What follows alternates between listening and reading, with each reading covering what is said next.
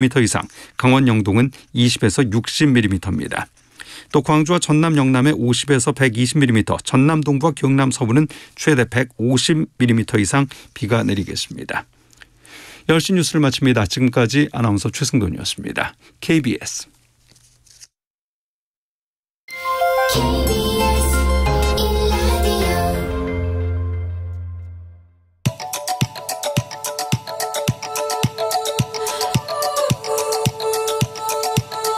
김성환의 시사야.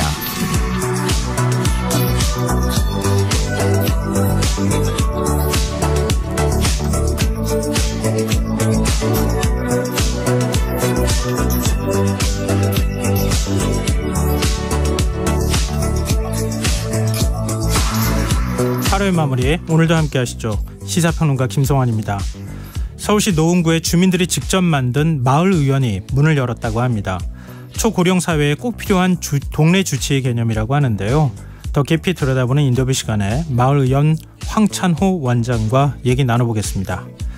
월요일은 책 읽는 시간, 실생활에 도움이 되는 주경야독 코너도 준비되어 있으니까요. 많은 관심 부탁드리겠습니다. 김성환의 시사에는 청취자 여러분들의 관심과 참여 기다립니다. 방송 내용과 관련해 의견 있으신 분들은 문자 보내주십시오. 당첨된 분들께는 모바일 쿠폰 보내드릴 텐데요. 참여하실 번호는 샵 9730이고요. 짧은 문자 50원, 긴 문자는 100원의 이용료가 부과됩니다.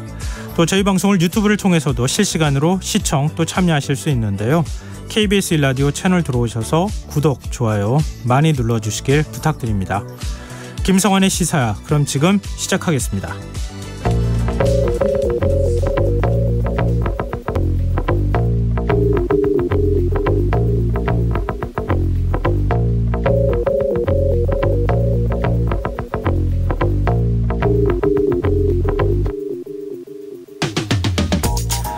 철근을 누락해서 인천 건단 신도시 아파트 지하주차장 붕괴 사고를 낸 GS건설에 대해 정부가 영업정지 10개월 처분을 내릴 것으로 알려졌죠. 국토교통부 장관 직권으로 8개월, 그리고 불성실한 안전점검을 이유로 서울시에 영업정지 2개월 처분을 요청하기로 한 건데요. 이 같은 처분은 직접적으로 인명피해가 발생하지 않은 사고에 내릴 수 있는 최고 수위의 징계라고 합니다. 원희룡 국토부 장관은 건설산업의 경종을 울리기 위해 무관용으로 처분했다면서 정신 제대로 차려야 된다는 신호를 보냈다, 이런 입장을 밝혔는데요. 시장에선 벌써부터 실효성 논란이 일고 있습니다. 행정처분이 확정되기까지 3개월여의 시간이 걸리는 데다가 실제 영업정지 조치가 내려지더라도 기업이 빠져나갈 여지가 있기 때문인데요. 실제로 현대산업개발의 경우 지난 2021년 광주 학동 재개발 공사장 붕괴 사고로 인명피해까지 발생했지만 지금껏 아무런 제약 없이 영업활동을 이어가고 있다고 합니다. 학동 참사로 16개월 영업정지 처분을 받았지만 그 가운데 8개월은 과징금 4억 원으로 대체했고 나머지 8개월에 대해선 가처분 신청을 내는 방식으로 법적 제재를 피하고 있다는 건데요. 이대로 정말 괜찮은 걸까요?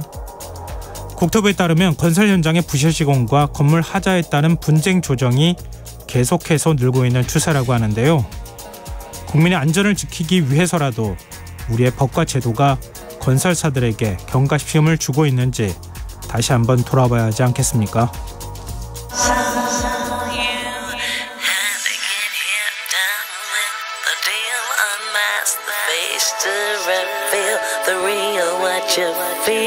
You and your everyday situations, all the unnecessary complications. 오늘 밤 당신 안에 꿈틀거리는 지식 충전 본능이 깨어납니다. 여러분의 자유탐구 영역 김성환의 시사야.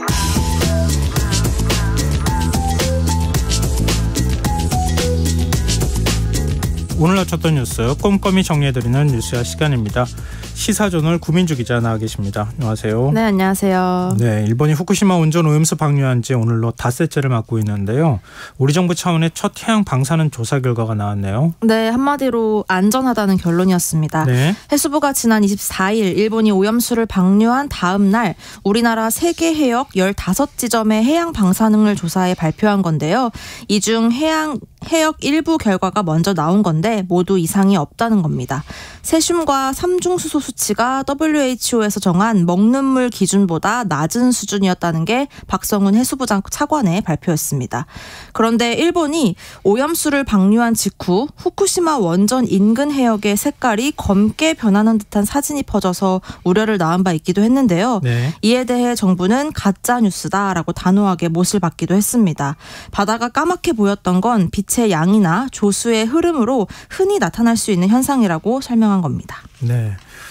아무래도 그래도 오염수 방류에 대한 불안한 마음을 갖고 계시는 분들이 적지는 않은 상황인데요. 네. 대통령실이 이번 한 주간 점심 식단으로 수산물을 나누는다고요? 네, 오염수 방류와 관련해서 윤석열 대통령의 침묵이 이어지던 중에 대통령실이 어제 일주일간의 구내식당 메뉴를 공개한 겁니다. 점심 메뉴로 매일 멍게와 우럭회, 장어덮밥, 갈치조림, 전복, 버터구이 등 우리 수산물로 가득 채웠는데요. 네. 대통령실은 국민이 안전한 우리 수산물을 안심하고 소비하길 바라는 취지였다고 밝혔고 9월 이후에도 주 2회 이상 수산물을 주 메뉴로 제공할 예정이라고 설명했습니다. 이후에 얘기하겠지만 오늘 국민의힘 연찬회 있었는데요. 의원들도 점심 식사로 수산물을 먹기도 했습니다. 그야말로 정부 여당이 다 같이 먹어서 국민들을 안심시키겠다는 건데 이를 두고 또다시 임기응변식 먹방 정치를 하고 있다라는 비판이 이어지고 있습니다. 그런데 계속 소비 촉진 정책은 추진하겠다는 게 정부 여당의 방침 아닌가요? 네, 일단 국민의힘 우리바다 지키기 검증 TF와 해양수산부가 모레 대기업 급식업체들을 초청해서 상생협력 협약식을 열 계획인데요.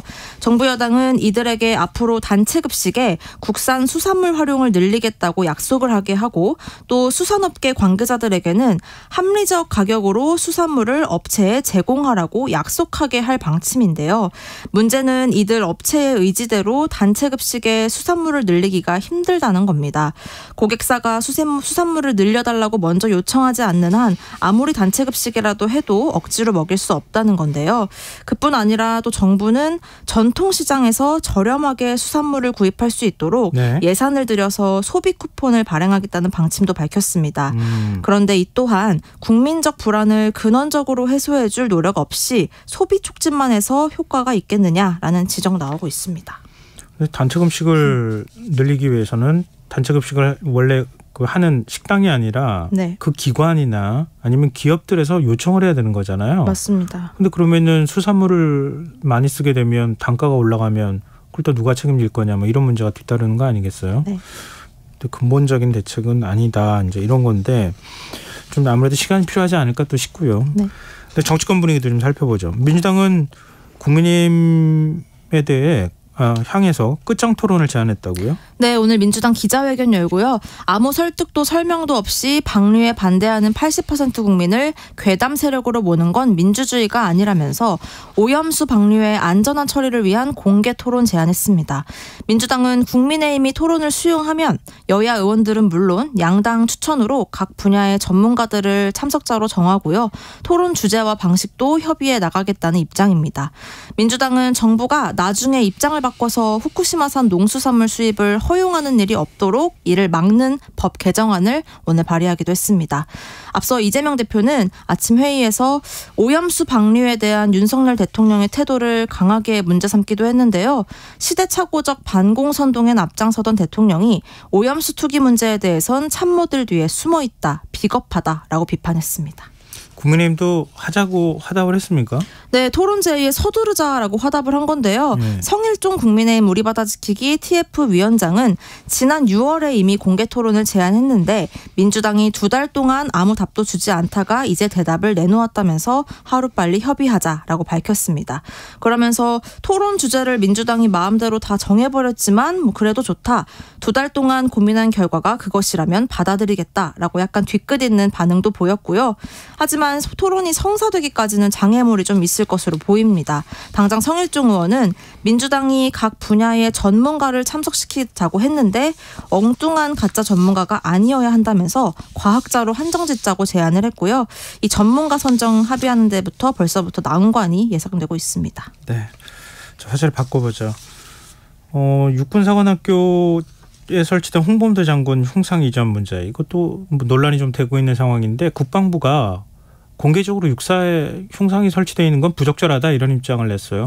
네, 그리고 육군사관학교 물론 국방부 역시 홍범도 장군 흉상을 옮기는 것으로 거의 결정을 내렸다는 보도가 조금 전에 나왔습니다. 입장문을 밝혔다면서요? 네, 맞습니다. 네. 그래서 국방부도 청사 앞에 홍범도 장군의 흉상이 있고 육군사관학교도 있는데 육군사관학교가 먼저 이것을 옮기겠다는 입장을 밝힌 이후 국방부도 조금 시간을 좀 지체하다가 네. 오늘 이제 입장을 낸 겁니다. 예. 여권 일각에서는요, 홍 장군 흉상 자리에 이 친일 이력이 있는 백선엽 장군 흉상을 세울 수 있다 이런 얘기가 좀 나왔었는데요. 네. 다만 이에 대해서는 국방부는 검토한 바 없다고 선을 긋고 있습니다. 박근혜 정부 때 이름이 정해졌던 해군 잠수함 홍범도함의 이름도 변경을 지금 검토하고 있는 것으로 전해집니다. 네. 그래서 그동안 보수 진보 정권 할 것 없이 항일 무장투쟁의 최고 지도자로 꼽혀온 홍 장군을 갑자기 이렇게 문제 삼고 있는 데 대해서 여권 내에서도 지금 우려가 커지는 상황입니다. 근데 그 국방부 입장을 발표하는 자리에 해군 대변인도 참석을 했다면서요. 근데 홍범도함 이게 잠수함이잖아요. 네. 그 이름 명칭을 변경하는 문제에 대해서 국방부는 검토할 수 있다 이런 입장을 밝혔는데 해군 대변인은 아니다 우리는 검토한 적 없다 이렇게 또 그 자리에서 바로 반박을 하는 일도 있었다면서요. 이게 참 어떻게 봐야 되는지 많은 분들이 좀 헷갈려할 것 같은데. 좀 정부나 대통령실 그리고 그 각 기관이 조금씩 좀 입장이 다르고 좀 온도차도 좀 다르게 느껴집니다. 대통령실에서도 뭐 국방부가 알아서 할 일이다 이렇게 선을 긋기도 하고요. 좀 여러 가지로 좀 노선이 정리가 되지 않는 느낌이 좀 듭니다. 이종찬 광복회장 뭐 윤석열 대통령 멘토로 알려져 있기도 하고 우당 이회연 선생 많은 분들이 아시잖아요. 아예 일가가 일제 강점기 시작되고 난 다음에 다 모든 재산 팔고 네. 만주로 가서 신흥 무관학교 설립하고 집안 전체가 사실 독립투사 집안이라고 맞습니다. 해도 될 정도의 그런 집안의 친손자잖아요. 또 이종찬 광복회장이. 네. 국방부 장관 사퇴를 촉구하는 입장을 냈어요. 네, 공개 서한을 국방부 장관에게 어제 보낸 건데요. 민족적 양심을 저버린 귀하는 어느 나라 국방장관이냐면서 스스로 판단할 능력이 없으면 자리에서 퇴진하는 것이 대한민국을 위한 길이다라고 사퇴를 요구했습니다. 그러면서 독립 영웅 흉상을 없애고 만일 그 자리에 백선엽 장군 등의 흉상으로 대체를 한다면 좌시하지 않겠다고 강력히 경고를 했는데요. 네. 여기에 군 장성 출신 국민의힘 신원식 의원이 맞불을 놨습니다. 신 의원은 대한민국 정체성을 저버린 광복회장이야말로 판단하실 능력이 없다면 즉각 사퇴하라고 받아친 건데요.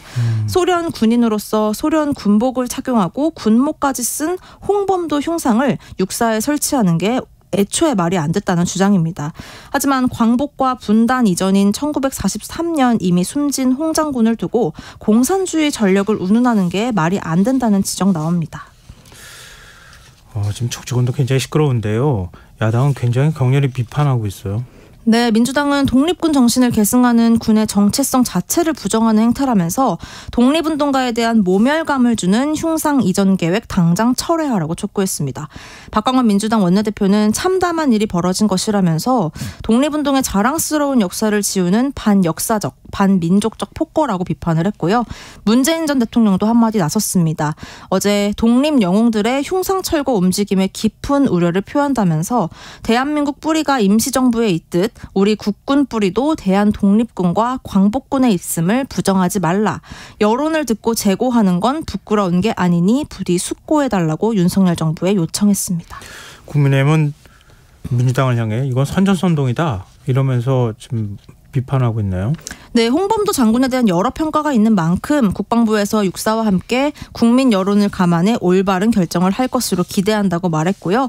여권 안에서 비판 이어지고 있는데요. 홍준표 대구시장, 유승민 전 의원, 이준석 전 대표 등 원외 인사가 일제히 도를 넘었다. 이념 과잉이다. 그만들 좀 하라라는 비판 내놓았고요. 당내의 친윤계로 꼽히는 김병민 최고위원 역시 이종찬 광복회장 등이 이렇게 비판을 하는 것이 뼈아프다면서 긁어 부스럼을 낸 것 같다라고 지적을 했습니다. 이거 참 여러 가지 역사적 시각이나 이런 것들이 좀 엇갈리는 상황이기도 하고 군에서 네. 백선엽 장군을 영웅화하는 근데 백선엽 장군도 만주 육사 출신 아닙니까? 네. 친일 행적이 굉장히 뚜렷한 인사라고 맞습니다. 본인 스스로가 인정한 자설연에서 인정하기도 했었는데 그 인사는 그러면 어떻게 볼 거냐 이런 이제 반론이 좀 뒤따를 수밖에 없는 상황인 것 같네요. 그런데 이런 가운데 광주광역시가 정율성 역사공원을 조성하는 문제를 두고 이거 가지고도 지금 논란이 일고 있어요. 네, 정일성은 광주 출신의 중국 혁명 음악가로요. 1933년 중국에 건너가서 항일 무장투쟁단체 의열단에 가입했던 인물입니다. 이런 그를 기념하는 광주시의 역사공원 조성 사업을 전면 철회해야 한다는 목소리가 나온 건데요. 네. 가장 앞장서고 있는 인물 박민식 보훈부 장관입니다. 정일성은 우리에게 총과 칼을 들이댔던 적들의 사기를 북돋아준 공산주의자라면서 이 사업을 철회하는데 장관직을 걸겠다며 강경한 입장 내놓았습니다. 박민식 장관이 최근에 장관직을 건 게 한 번 더 있었는데요. 백선엽 장군의 친일 행적을 떼는데도 장관직을 걸겠다고 말한 바 있습니다. 그러니까 장관직을 총 2번 걸었습니다. 네, 여기에 강기정 광주시장과 광주시위에 강하게 반발하고 있는데요. 강 시장은 기자간담회 열고 정일성 기념사업은 30여 년 전부터 정부가 시작했던 사업이라면서 하나도 부끄럽거나 잘못된 사업이 아닌 만큼 당당하게 추진하겠다고 밝혔고요. 광주시의회도 성명을 내고 윤석열 정부는 철진한 색깔론과 이념몰이를 중단하라고 촉구했습니다. 근데 박민식 장관 얘기를 들어보면 친일 전력도 그것도 떼야 되고 네. 그리고 공산주의와 같이 한 공산 세력과 함께한 것도 그것도 또한 문제가 있으니 그것도 받아들일 수 없다. 이렇게 되면은 네. 그러면은 공산 전력, 북한하고 싸웠던 그것만 있으면 다른 거 다 필요 없다. 이런 얘기가 되는 겁니까? 그래서 공산 전력에 대해서는 너무 과도하게 평가를 하면서 친일 전력에 대해서는 너무 온화한 것 아니냐라는 이제 불균형에 대한 비판이 계속 나오고 있는 겁니다. 네, 윤석열 대통령이 국민통합위원회 그때 보고회 자리가 있었잖아요. 네. 그 보고회 자리에서 새는 양쪽 날개로 난다 뭐 이런 얘기 했었는데 그 자리에서 다른 비공개 발언을 또 했다고요. 네, 정일성 공원 사업 겨냥해서 한마디 한 건데요. 네. 어떤 공산주의자에 대한 추모 공원을 어떤 지방자치단체에서 만든다고 한다라면서 이것이 사회 통합과 관용에 부합하는 듯한 것으로 해석이 된다면 자유민주주의 사회의 연대와 통합의 기반이 무너진다고 생각할 수밖에 없다라면서 반대 입장 낸 것으로 전해지고 있습니다. 알겠습니다. 이런 역사 재평가 작업에 대통령이 사실 정중심에 들어가 있는 거 아닌가 네. 이런 생각이 좀 드네요. 자, 지금 여러분께서는 KBS 라디오 김성환의 시사와 함께하고 계십니다. 계속해서 뉴스야 이어가겠습니다. 이제 국회로 좀 시선을 돌려보죠. 9월 정기국회와 내년 4월 총선 앞두고 정치권이 전열정부에 지금 나선 것 같아요. 약간 지금 국회 휴지기 상황이잖아요. 네. 임시국회 끝나고 정기국회 들어가기 전에 이 기회 활용해서 각 당들이 연찬회하고 먹고싶하고 뭐 이러네요. 먼저 국민의힘은 어떤 행사 열었습니까? 네, 오늘부터 1박 2일 연찬을 갖고 있는데요. 오후 내내 일정이 줄줄이 이어졌습니다. 지도부의 모두 발언, 당무 보고 등등 특별 강연이 있었는데요. 단연 가장 큰 관심은 윤 대통령이 지난해에 이어서 참석하느냐였습니다. 네. 조금 전 저녁에 윤 대통령 역시나 참석을 했는데요. 네. 이 자리에서 한 발언들이 한 문장 한 문장 지금 화제가 되고 있습니다. 국가의 정치적 지향점과 지향할 가치에 있어 중요한 건 바로 이념이라면서 네. 철진한 이념이 아닌 나라를 제대로 끌어갈 철학이 곧 이념이라고 강조한 건데요. 최근 공산주의와의 대결을 집중 언급하면서 이념 투쟁에 나서고 있는 것을 정당화하고 여권 내의 이념적인 결집을 강화하려는 발언으로 해석이 됩니다. 또 드디어 일본 오염수 방류에 대해서도 입장 내놓았는데요. 네. 오염수에 대해 우려하는 이들을 향해서 1 더하기 1을 100이라고 하는 사람들이다. 이런 사람들과는 싸울 수밖에 없다라고 비판을 했습니다. 전임 정부 역시나 언급했습니다. 망하기 직전의 기업 같았다면서 우리가 국정 운영권을 가져오지 않았다면 나라가 어떻게 되겠나 아찔하다라고 했습니다. 윤 대통령의 이런 말들을 들은 당 지도부는 총선 승리로 정부를 뒷받침하자, 최선을 다하자라면서 분위기를 띄웠습니다. 그러니까 오염수에 대해서 윤 대통령이 직접적인 언급을 한 게 근래 들어서 처음인 거죠? 처음입니다, 사실상. 근데 네. 1 더하기 1을 100이라고 하는 사람들 이거는 과학에 기초하지 않은 주장을 하는 지금 야권을 겨냥한 얘기입니까? 야권 플러스 야권 지지자들까지 겨냥한 거다. 이 오염수에 대해서 우려하는 국민의 절반 이상을 겨냥한 거로 해석할 수도 있다라는 얘기가 나옵니다. 그러니까 이런 주장들이 굉장히 비과학적이고 선동적이다라는 의미죠. 근데 정부는 오염수 방류에 대해서 찬성하거나 지지하지 않는다면서요? 그 말 한 문장이 계속 이제 모순을 낳고 있는 것 같습니다. 알겠습니다. 총선 얘기가 나와서 말인데요. 지금 총선 전체적으로 여겨지는 게 오는 10월 강서구청장 보궐선거 열리는 거 아니겠습니까? 네. 김태우 전 구청장이 지금 다시 구청장에 출마하겠다. 밖에 지금 출정식까지 열었어요. 네, 8.15 광복절에 사면 복권됐었죠. 김정구청장 오늘 선거사무소를 열었습니다. 여기에서 윤 대통령이 강서 구민들의 여론을 참작해서 사면 결단을 내려준 것이라면서 자신이 다시 강서구를 멋지게 만들어보라는 명령으로 해석했다라고 강조를 했고요. 당에 부담 주는 거 아니냐라는 질의에는 내 공익신고로 인해 당이 손해본 거 있느냐라고 되묻기도 했습니다. 그리고 무소속으로는 안 나간다면서 당으로부터 반드시 공천을 받겠다는 의지도 피력을 했습니다. 이에 대해 국민의힘은 아직 별 호응을 하지 않는 분위기입니다. 김정구청장 출마와 관련해서 당내에 어떤 논의도 없었다면서 아직 결정된 바 없고 이번 주 내로 결정할 것 같다고 국민의힘 대변인이 밝혔습니다. 네.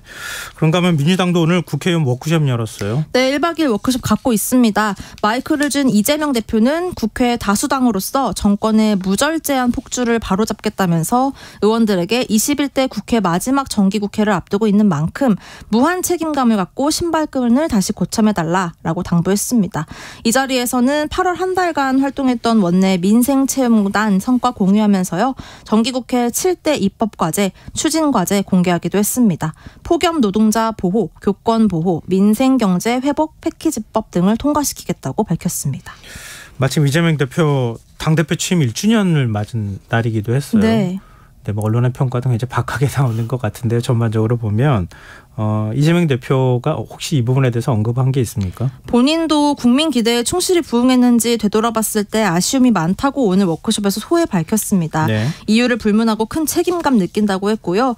여당에서는 뭐 기다렸다는 듯이 혹평 내놨습니다. 김기현 국민의힘 대표는 지난 이재명 체제 1년 동안 민주당이 민심과 동떨어진 갈라파고스 정당이 되고 말았다고 비판을 했고요. 네. 민주당 안에서도 조금 호된 평가 나왔습니다. 조응천 의원은 과락 성적표를 내놓았고 친명계인 안민석 의원도 이 대표 리더십만으로는 좀 안 된다. 보완이 필요하다고 말했습니다. 네. 근데 이재명 대표가 그러니까 9월 정기국회 기간 중에 뭐 일정이 없는 한 9월 중순쯤에 검찰에 출석하겠다. 지금 검찰이 소환 통보를 한 상황이잖아요. 네. 그렇게 입장을 밝히니까 검찰은 또 그 날짜는 안 된다 이렇게 또 입장을 또 밝혔어요. 또 기싸움을 벌인 건데요. 네. 이재명 대표 측은 9월 본회의가 없는 주인 9월 셋째 주, 즉 9월 11일에서 15일 사이쯤 출석하겠다라고 밝혔는데요. 여기에 검찰이 즉각 이 대표 측의 유선과 서면으로 이미 9월 4일에 출석하라고 요구했다면서 날짜를 못 박았습니다. 앞서서도 이 대표가 일정상 8월 24일 출석하겠다고 밝혔지만 검찰이 30일 출석을 통보하면서 신경전을 벌인 바 있었습니다. 네. 그리고 고 최수근 상병 손질 사건과 관련해서 항명 혐의를 받고 있는 박정훈 해병대 전 수사단장 오늘 군검찰에 출석했네요. 네, 출석은 했지만 박 전 단장이 조사를 거부하면서 20여 분 만에 끝났습니다. 박 전 단장 측은 이미 진술거부권 행사하겠다고 밝힌 상황이었죠. 이 사건을 담당하는 군 검사가 경찰 이첩 기록 탈취 행위에 가담했을 가능성이 매우 크기 때문에 군 검사의 질문에 답할 이유가 전혀 없다는 게 진술 거부의 이유였습니다. 박 전 단장 측 변호인은 군검찰을 나오면서 KBS에 외압의 배후를 알 수 있을 만한 녹음 파일을 틀자 군 검사가 당황해서 오히려 나가라고 통보하고 먼저 수사를 중단했다고 주장하기도 했습니다. 여기에는 해병대 사령관에게 외압이 있었다는 걸 추정할 수 있는 대화가 담겨 있는 것으로 전해집니다. 네, 마지막 뉴스도 살펴보죠. 이동관 시민 방통위원장 오늘 취임식을 열었네요. 네, 첫날부터 공영방송 재편에 속도를 냈습니다. 네. 취임 일성부터 정치적 편향성과 가짜뉴스 확산으로 국론을 분열시켜왔다면서 공영방송 저격했고요. 취임식 직후에는 전체 회의 열고 공석이 된 공영방송 보궐이사 임명안도 처리했습니다. 그동안 여당에서 공정성 훼손됐다라고 비판을 해왔던 종편 재승인 심사제도도 본격적으로 손질에 들어갈 것으로 보입니다. 근데 방통위원이 지금 위원장 포함해서 2명이잖아요. 네. 근데 민주당에서 추천한 인사가 있는데 지금 임명을 안 하고 있는 상황 아닙니까? 이동관 이상인 2인 체제로 좀 길게 운영이 될 전망 같아요. 예. 지난해 3월에 민주당이 최민희 전 의원을 추천을 했는데 예. 윤 대통령이 적격성을 문제 삼으면서 수개월째 임명을 미루고 있고요. 민주당은 이 최 의원이 임명될 때까지 후임 추천 않겠다는 입장을 보이고 있어서요. 조금 장기화될 것으로 보입니다.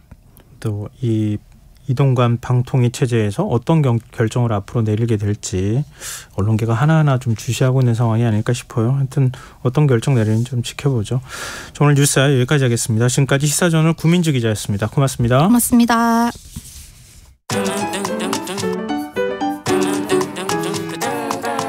일일 시사권장량 채워가세요. 골고루 담았습니다. 당신만을 위한 하루 시사 김성환의 시사야.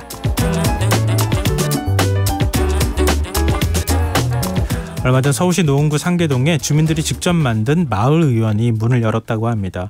초고령 사회를 준비하는 동네 주치의를 만들게 된 계기가 뭔지, 또 앞으로 어떤 장기적인 목표를 가지고 있는지 마을의원의 황찬호 원장과 전화 연결해서 얘기 나눠보도록 하겠습니다. 원장님 안녕하십니까? 안녕하십니까? 네, 지금 청취자분들이 좀 생소하신 개념일 것 같아요. 주민들이 만든 의원, 이게 어떤 병원입니까?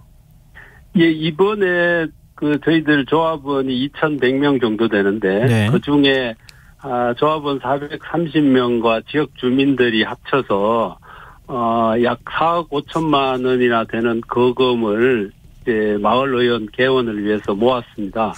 그래서 이게 아마 주민들 스스로 고령화 사회를 맞이해서 지역에서 자신들의 건강과 돌봄을 자기 스스로 만들어 가겠다, 뭐 그런 의지를 보여준 게 아닌가 생각됩니다.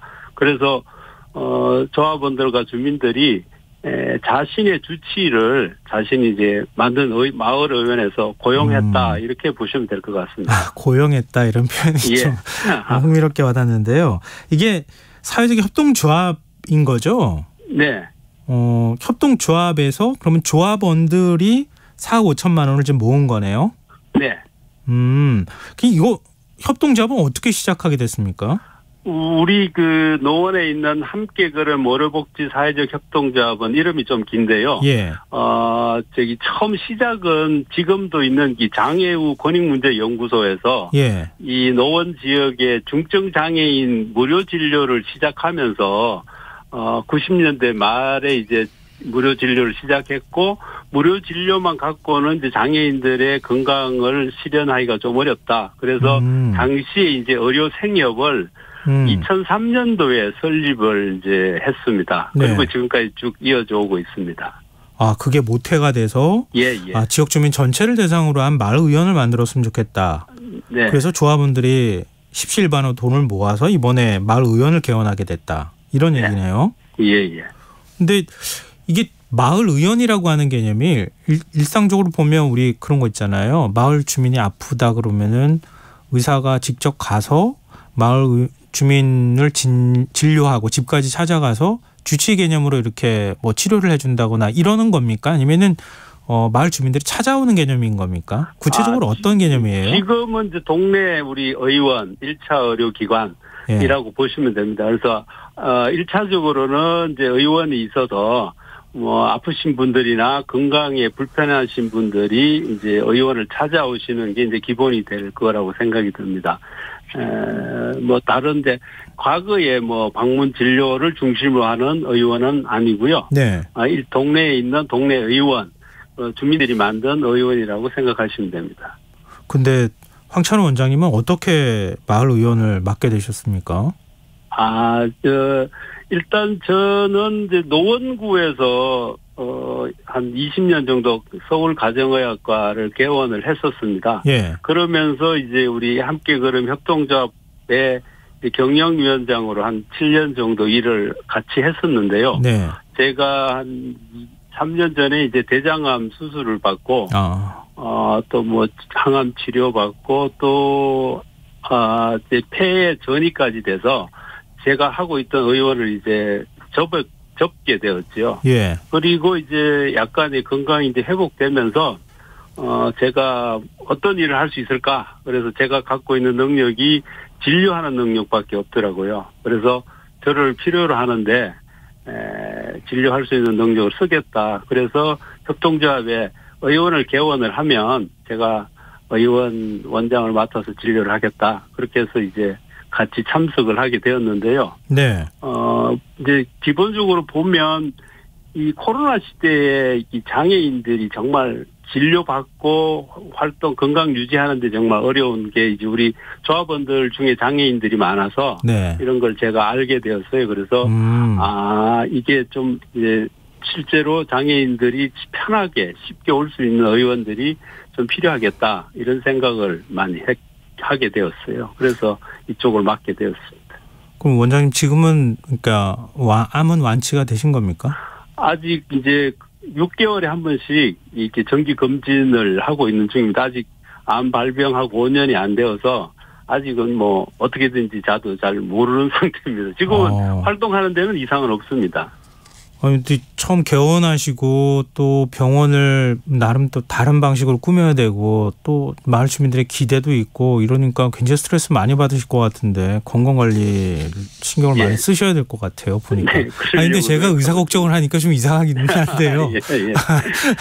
근데 의사도 뭐 한 분의 사람이니까요. 네. 네. 근데 그 병원을 보니까 병원 내부가 일반 병원하고 좀 달라요. 예. 어떤 점이 차이가 있는 겁니까? 일단은 저희들이 이제 그 장애인이 건강하면 우리 모두가 건강하다라고 하는 모토가 있어서 네. 일단 진료실에 그 진료 이제 처치하거나 하는 이제 수액을 맞거나 하는 침대 높이를 한 55cm 정도로 했어요. 보통 병원은 65에서 70cm 정도 되는데 네. 그래서 이제 어르신들하고 장애인들이 쉽게 이렇게 침대에 눕고 앉고 일어날 수 있도록 만들었고요. 예. 그리고 이제 진료실과 처치실 뭐 영양 수액을 맞는 뭐 모든 문들을 미닫이로 했어요. 그래서 편하게 휠체어도 쉽게 들어갔다 나왔다 할 수 있도록 만들었고, 마지막으로는 이제 저희들이 이제 엑스레이실을 이제 일반 병의원보다 훨씬 넓게 만들었고, 엑스레이 그 테이블이 업다운이 될 수 있도록 했어요. 돈이 조금 들었는데, 네. 그리고 이제 장애인 체중계를 따로 또 휠체어를 타고 체중을 잴 수 있는 거, 예. 이런 것도 이제 구입을 해서, 장애인 친화적인 아니면 이제 어르신 친화적인 병원으로 이제 설비를 만들었다 이렇게 보시면 됩니다. 근데 이런 얘기를 하시는 분들도 있을 것 같아요. 요즘 동네 의원들 정말 많은데 왜 마을 의원이 필요한 겁니까? 이렇게 물어보면 뭐라고 얘기해 주시겠습니까? 뭐 저도 동네 의원을 해봤기 때문에 예. 이제 요즘 이제 동네 의원들 의사 선생님들 힘들고 하지만 찾아오는 이제 단골 환자들을 위해서 아주 열심히 일을 잘 하고 있다고 생각이 듭니다. 근데 이제 저희들은 일단 제가 고용되어 있는 의사이지만 결국 중요한 건 이제 주인이 누구냐, 그럼 어떤 진료를 할 건가. 네. 그래서 지금 이제 고령화 시대에 맞춰서 이 만성질환 관리나 이런 것들을 하면서 동시에 그러니까 의료와 돌봄이 함께 갈 수 있는 이 협동조합이 만든 의원이다. 이 점이 이제 아마 중요한 점이 아닐까 이렇게 생각이 듭니다.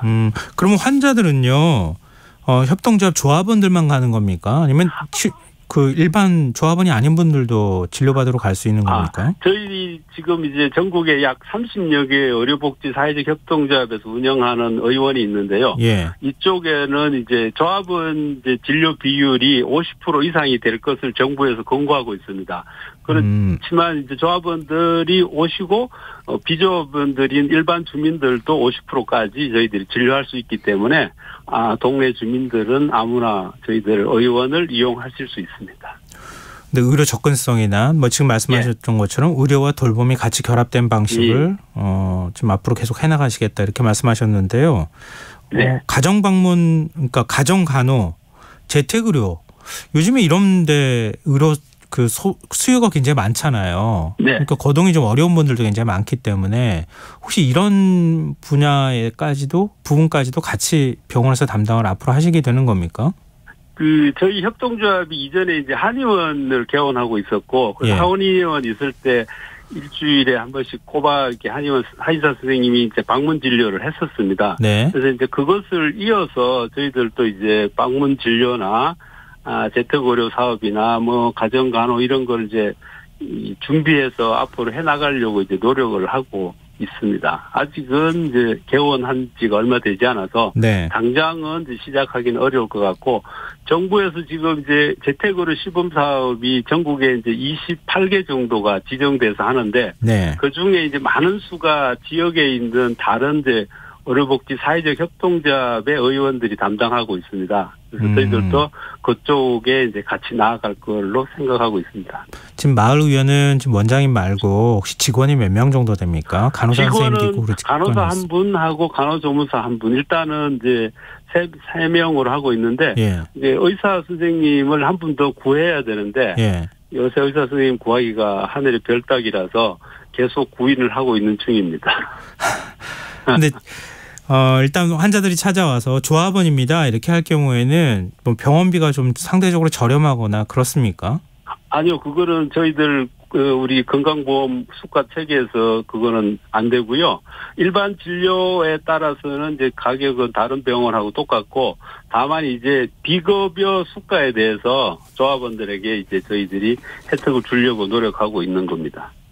조합원한테 혜택이 일정 부분 돌아가야 되는 거잖아요. 예, 생활협동조합이니까. 예. 그러면은 조합비는 많이 내야 되는 겁니까?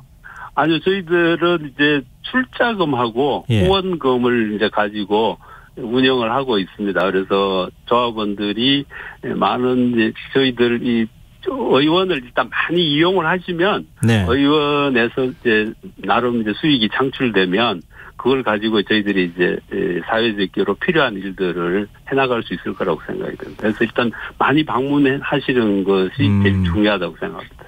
일단 뭐 최근에 병원들이 운영하는데 경영상 어려움을 많이 겪는다 뭐 이런 얘기도 많이 하잖아요. 네. 근데 마을의원은 과연 수익을 내면서 이렇게 많은 사업이나 활동들을 할 수 있을까? 이런 의문이 들거든요. 네. 어떻게 보세요? 일단은 저희들 지금의 이제 우리나라 의료 시스템상의 동네 의원에서 수익을 창출하기는 상당히 어렵습니다. 네.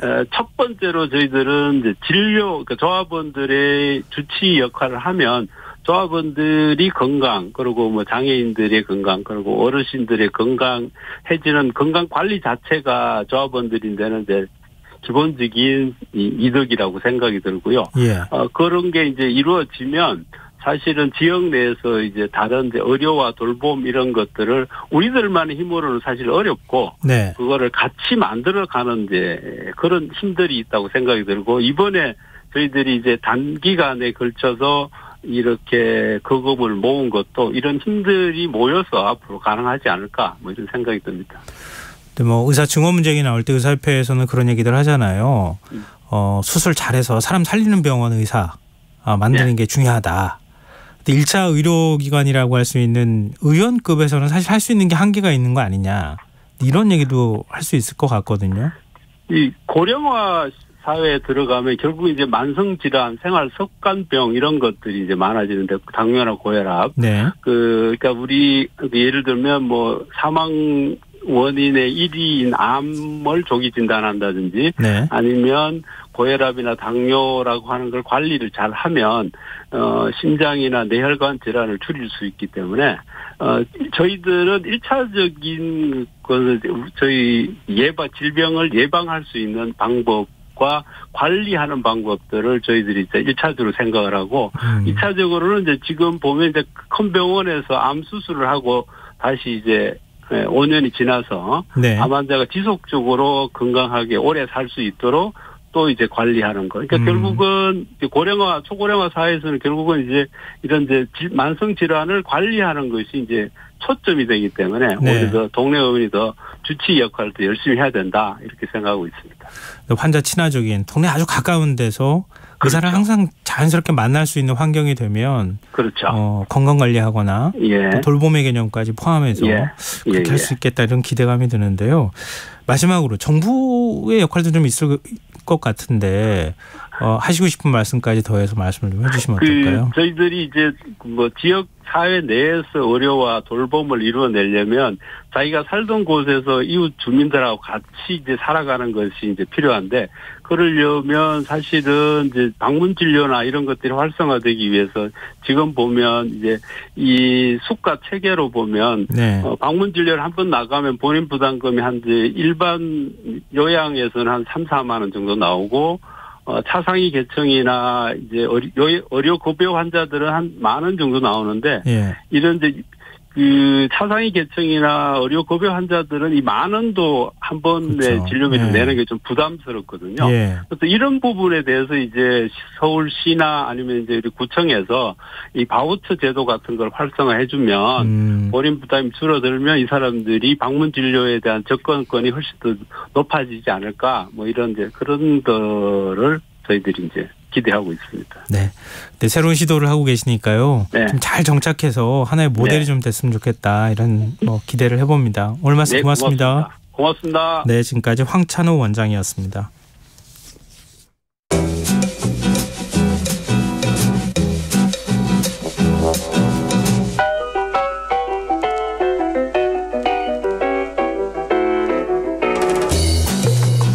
정치권에서 말하는 옳고 그름은 왜 현실과 동떨어진 것처럼 매번 느껴지는 걸까요?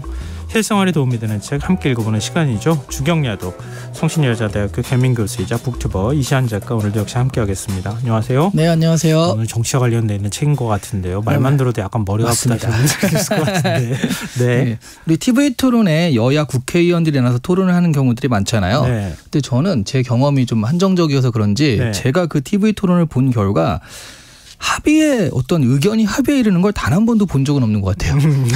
막 싸우다가 끝나는 네. 거죠. 근데 아이들한테 그 토론은 서로 다른 의견을 조율하고 네. 합의하기 위해서 하는 것이다라고 가르치잖아요. 네. 하지만 실제 토론에서는 특히 정치 문제에 관한 토론에서는 절대로 그러한 교과서적 토론이 일어나지 않습니다. 네.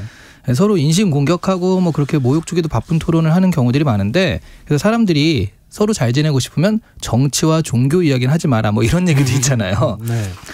그래서 도대체 왜 이렇게 정치만 나오면 사람들이 이성을 잃는 것일까 여기에 대해서 궁금하게 생각한 사람이 연구를 했어요. 더 정확하게는요. 도대체 미국의 민주당은 왜 자꾸 공화당에 지는지 그러니까 민주당 정책 때문에 수혜를 입은 미국의 빈민층들이 오히려 공화당을 지지하는 이유가 무엇인지 이게 궁금해가지고 연구를 하고 강의를 하고 책까지 낸 사람이 있거든요. 네. 바로 오늘 소개해드린 책입니다. 조너선 하이트의 바른마음입니다. 우리나라 상황도 아주 다르진 않기 때문에 그렇죠. 예, 네. 시사하는 바가 꽤 있을 것 같다는 생각이 드는데요. 네. 근데 정치 관련된 책인데 네. 정치에서는 이렇게 선악 구분이 원래 하면 안 된다고 얘기를 하잖아요. 그렇죠. 보통의 네네. 경우에는. 네. 근데 바른 마음이에요. 네, 이게 얼핏 도덕책 같은 느낌도 네. 드는데 바른마음의 부제가요. 나의 옳음과 그들의 옳음은 왜 다른가입니다. 아 이거는 또 상대적인 개념인 거네요. 그러니까 의견이 다른 사람들은요. 내 의견이 틀린 것이지만 나는 우기고 본다. 그런 개념은 전혀 없는 거고요. 내 의견이 맞는 의견이기 때문에 네. 상대방의 부당한 의견과 싸운다라는 개념이거든요. 예. 그러니까 서로 옳은 거예요. 근데 그 옳음의 방향이 다른 거죠. 여기서 바로 도덕에 대한 이야기가 나오는 겁니다. 정치하시는 분들이 싸우시는 경우에도요. 상식적이지 않지만 우긴다라는 개념보다는 내 도덕 안에서는 이게 맞다라고 생각하니까 그렇게 격렬하게 싸우실 수가 있는 거거든요. 그렇겠죠. 그렇지 네. 않으면 그렇게 싸울 수가 없잖아요. 그렇죠. 확실한 확신이나 신념이 있으니까 그렇죠. 그렇게 하겠지라는 네. 생각이 드는데요. 근데 이 책에는 서양에서 그동안에 확고하게 믿어왔던 네. 일단 신념책이라고 그래야 되나요? 네. 철학이라고 그래야 되나요? 그런 게 아예 흔들리는 그렇죠. 그런 파격적인 주장이 나온다면서요? 그러니까 어떤 행위나 말에 대해서 도덕적이라고 느끼는 것이 사람마다 다르잖아요. 네. 사람은 이 도덕에 대해서 코끼리와 기수의 관계처럼 직관과 이성의 관계를 가지고 있습니다. 그러니까 일단 어떤 말과 행동에 대해서 사람들은 그것이 옳은지 아닌지 이걸 이성적으로 따지고 결정하는 게 아니라 직관적으로 결정한다는 거예요. 네. 원래 서양에서는 아리스토텔레스 이후로 근거와 주장이라는 그런 합리성 그러니까 논리적으로 사고한다 이런 개념이 있었거든요. 이성 뭐 이런. 그렇죠. 예. 근거가 있으니까 그 근거에 맞춰가지고 이유에 맞춰서 주장을 한다. 이게 이제 그들의 상식에 당연했는데 네. 이 책에서는요. 그게 아니다. 감정적으로 주장을 먼저 결정하고 나중에 이성으로 근거를 채워넣는다라는 거죠. 예. 그러니까 정리하자면 이유가 있어서 마땅히 이런 이유 때문에 내가 주장을 한다가 아니라 네. 주장이 먼저고 그걸 합리화하는 이유가 나중에 붙는다는 얘기예요. 좀 이거 가지고는 조금 좀 이해가 네네. 어려운데요. 좀 구체적인 예를 들어주시죠. 네, 이 책에서 이제 사고 실험을 한 예가 나와요. 네. 어떤 가족이 키우던 개가 차에 치여 죽었습니다. 네. 그러자 이 가족은 개고기를 요리해서 먹었는데요.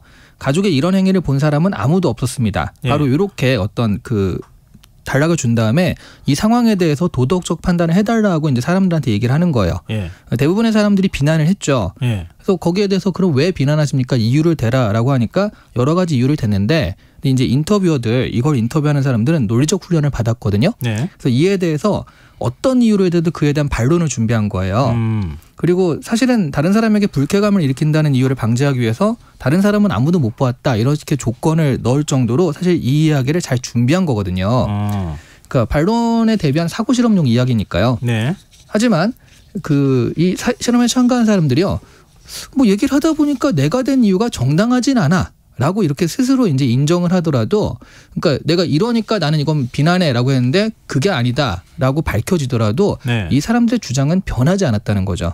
자기가 한번 생각한 건 바꿀 생각이 그렇죠, 없었더라. 그렇죠. 네, 이런 실험을 거듭하면서 조나선 하이튼은요. 예. 도덕에 대한 판단은 직관적이며 그에 대한 이유는 나중에 따라붙는다라는 의미에서 코끼리와 기수의 비유를 든 거예요. 예. 그러니까 코끼리가 몸을 비튼 순간 기수는 코끼리를 조정할 수가 없습니다. 그저 코끼리 위에 올라타서 앞에 사람 비키라고 소리칠 수 있을 뿐이에요. 예. 이것도 또 재밌는 예를 들어 설명하는데 예. 대통령과 공보관의 관계와 비슷한 거죠. 공보관은 대통령이 한 말에 대해서 주장을 바꿀 수는 없어요. 그러니까 그렇죠. 대통령의 말을 전하는 사람인 거니까. 그러니까 대통령의 말이 정당하다라고 이제 실드를 치는 거고 이유를 만드는 거잖아요. 네. 그게 도덕에 대한 직관과 이성의 관계라는 겁니다. 그러면은 방향을 바꿀 수 없다는 거잖아요. 그렇죠. 네. 한번 사람은 직관으로 판단을 해버리면 네. 어떤 이성적인 설명도 통하지 않게 된다. 그런 셈인 거죠. 네. 이건 우리가 그러면 어떡하지? 네. 이 직관을 어떻게 만들어야 되나? 뭐 이런 고민을 좀 할 수밖에 없는 것 같다는 생각이 드는데요. 네. 그래서 직관적 판단이 도대체 어떻게 만들어지는 거냐? 네. 그게 좀 중요한 거 아니냐? 예. 근데 그게 바로 이 책의 핵심 내용이에요. 도덕에 대한 직관적 판단이야말로 사회적 가치라든가 미덕, 규범, 관습, 정체성, 제도나 기술 등이 진화심리학적 그 기제와 맞물려서 다 다르게 형성이 됩니다. 네. 그러니까 사회마다 개인마다 다 다를 수밖에 없죠. 근데 이 여러 사회의 도덕적 판단의 매트릭스를 분석을 해보면요. 이게 6가지 정도로 어느 정도 공통적으로 정리가 된다고 그래요. 네. 그게 이제 배려, 자유, 공정성, 충성심, 권위, 고귀함입니다. 이게 사회마다 사람마다 중요성이 조금씩 다른 것뿐인데요. 네. 배려는 사회적 약자나 환경 등에 대한 이슈라고 생각하시면 될 것 같고요. 예. 자유는 다른 사람에게 피해를 끼치지 않는 범위에서 자신이 하고 싶은 일을 할 수 있는 것에 대한 이야기고요. 이건 요즘 나오는 자유하고는 개념이 좀 약간 다른 다르죠. 거죠. 예. 네. 그리고 공정성은 차별받지 않고 다른 사람과 같은 선상에서 대접받는 것에 대한 가치입니다. 예. 이 3가지가 바로 진보주의자들의 도덕 매트릭스에서 중요한 요소예요. 진보주의자들은 이 3가지 가치의 주의를 집중시키고 다른 3개는 또 상대적으로 중요하게 생각하지 않거든요. 그럼 보수주의자들은요? 그렇다고 이제 보수주의자들은 나머지 3개를 중시하느냐 하면 그건 또 아니에요. 보수주의자들은요, 이 6가지 요소에 대해서 전부 비슷하게 평가를 합니다. 다 중요하다? 다 중요하다. 근데 예. 평균은 비슷해요. 무슨 얘기냐면 진보주의자들 도덕이 70점이다 라고 한다면 예. 배려, 자유, 공정성에 90점을 주고요. 예. 나머지 3개에 50점을 줘가지고 평균이 70점이 되는 거거든요. 예. 그런데 보수주의자들 역시 평균은 70점이에요. 대신 6가지 요소가 전부 70점이어서 평균이 70점인 거죠. 이 중에 뭐 충성심 같은 경우에는 국가와 관계가 되고요. 네. 그리고 권위는 연장자나 직급이 높은 사람에 대한 존경이라고 할 수 있고요. 그건 약간 보수주의하고 가까이 그렇죠. 있는 거죠. 네. 그 고귀함은 종교와 연관되는 경우가 많습니다. 예. 선거를 치를 때면 진보주의자들은 그 3가지 면만 강조를 하거든요. 예. 그런데 보수주의자들은 이 6가지 면을 전부 강조하게 됩니다. 네. 그게 범위가 넓잖아요. 예. 그러니까 보다 많은 사람들의 지지를 끌어낼 여지를 가지게 된다는 거죠. 그럼 보수주의자들은 항상 더 많은 지지를 받아야 되는 거잖아요. 그럴 수 있는데, 네. 근데 이제 또 그 중요성이 어느 때는 또 배려가 앞에 올 수도 있고, 어느 때는 충성심이 앞에 올 수도 있고, 그 상황이나 이런 거에 따라도 다를 수 있잖아요. 미국 빈민층들이 공화당을 오히려 더 많이 지지한다. 왜냐하면 복지라고 하는 측면에서 보면 복지를 강조하는 건 민주당이잖아요. 네. 민주당 지지를 해야 되는 상황인데 그렇죠. 왜 그러면은 공화당을 지지할까? 이렇게 보면 네. 바로 이렇게 골고루 6가지 요소들을 다 중시하기 때문이다. 맞습니다. 이렇게 볼 수 있는 거예요. 맞습니다.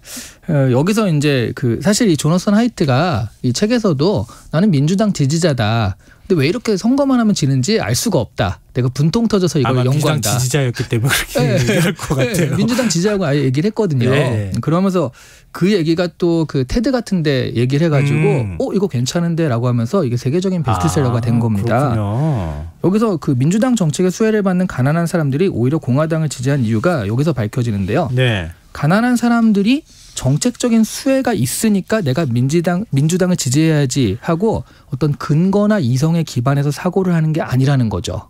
나한테 직접적인 어떤 복지 혜택이 늘어나고 있음에도 불구하고 네. 그게 민주당 지지하고 연결이 안 된다는 네, 거잖아요. 그게 이제 아리스토텔레스식 사고 방식이에요. 그렇죠. 논리적으로만 보면 네, 논리적으로는 그래야 되는데 그렇지 않고요. 네. 대중들은 감정적, 직관적으로 표를 주게 된다는 겁니다. 그러니까 자신의 도덕적 지향에 맞춰서 판단을 하는데 민주당은 3개만 주거라 강조를 하고요. 공화당 같은 경우에는 6가지를 전부 눈앞에 올려두는 거잖아요. 조금 더 폭넓게 대중들의 도덕 감정을 자극하게 되는 겁니다. 뭐 예를 들어서 나라에 대한 충성이라든가 종교적 문제 같은 것들은 종교 권위 이런 건 민주당은 잘 입에 올리지 않거든요. 아무래도 권위주의 타파 뭐 이렇게 얘기하잖아요. 그렇죠. 거꾸로. 네, 그렇죠. 그런데 오히려 더 거부감을 느낀다는 거잖아요. 그럴 수 있죠. 그중에 내가 원하는 가치에 대해서 반응을 하는 거고요. 그러면 저 사람을 지지하는 게 오히려 나한테 불리한다라는 그런 어떤 이성적인 판단이 아니라 감정적으로 직관적으로 더 정이 가는 그런 쪽에 이제 지지를 하게 된다는 얘기죠. 근데 제목은 좀 추상적이어가지고 이게 무슨 내용일까 이렇게 생각했는데 네. 유권자들이 어디에 반응하는가 네. 뭐 이렇게 얘기했으면 훨씬 더 직관적인 제목이 아니었을까 책 제목이. 네, 정치인들 많이 받겠죠. 그러니까요. 정치인들이 좀 읽어야 될 책이 아닐까 그렇게 생각하는데요. 자, 우리가 지금 이 책을 읽어야 하는 이유 마지막으로 설명해 주신다면요. 네. 이 책에 의하면요. 정치 문제에서 의견이 갈린다는 것은 이성적 합의가 가능한 부분이 아닌 게 됩니다. 이성적으로 결정하는 문제가 아니니까요. 근데 정치인들은 이런 것을 끊임없이 건드려서요. 배제와 폄훼를 일으킵니다. 어차피 모든 사람들의 표를 받을 수 없다면 자신들의 지지 기반을 활용해서 51%만 확실하게 받겠다라는 그런 전략이죠. 그렇게 하면 선거에서 이길 수 있으니까. 네, 선거에서 이길 정도 표를 받으면 되는 거니까 상대방을 철저하게 배제해서 우리 편의 정체성을 분명하게 하는 그런 전략을 쓰거든요. 그러니까 정치인들에게 이대로 나라를 맡겨놓으면요. 어떤 나라든 배제와 폄훼 때문에 반쪽으로 갈릴 수밖에 없어요. 그게 정치의 속성이다. 네. 우리나라뿐 아니라 미국도 그렇고요. 전 세계적으로도 보면 이런 경향이 심화되고 있잖아요. 예. 시민들이 정신을 바짝 차리지 않으면 나라의 개선보다는 개인의 당선에 눈이 먼 일부 정치인들에 의해서 국가는 산산조각 나게 됩니다. 우리가 이런 책을 보면서 직관보다는 이성을 조금이라도 더 앞에 세우고 이해가 안 되는 서로를 이해하려고 노력하겠다는 의지를 자극받아야 되는 이유가 여기에 있는 것 같아요.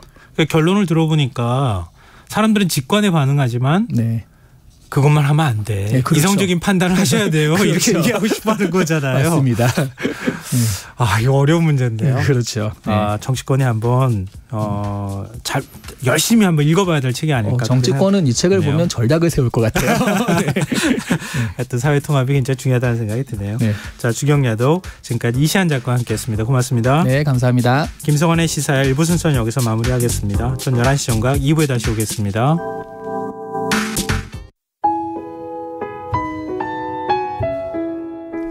청취자 여러분, 위기가정을 찾아주세요. 어려운 경제 상황 속에서 긴급한 경제적 지원이 필요한데도 복지 사각지대에 놓여 있어 아무런 지원도 받지 못하고 극한 상황으로 내몰리고 있는 위기가정이 늘고 있습니다. KBS 강태원 복지재단에서는 사회안전망에서 벗어나 위기에 처해 있는 가정을 발굴해 긴급 지원하는 사업을 진행합니다. 여러분 주위에 스스로의 힘만으로는 도저히 일어설 수 없는 힘든 이웃이 혹시 있는지 찾아봐 주세요. 우리 사회의 건강한 구성원으로 신속히 복귀할 수 있도록 KBS 강태원 복지재단이 작은 힘을 보태겠습니다. 여러분의 제보 전화를 기다립니다. KBS 강태원 복지재단 제보 전화 1533-0900, 1533-0900입니다.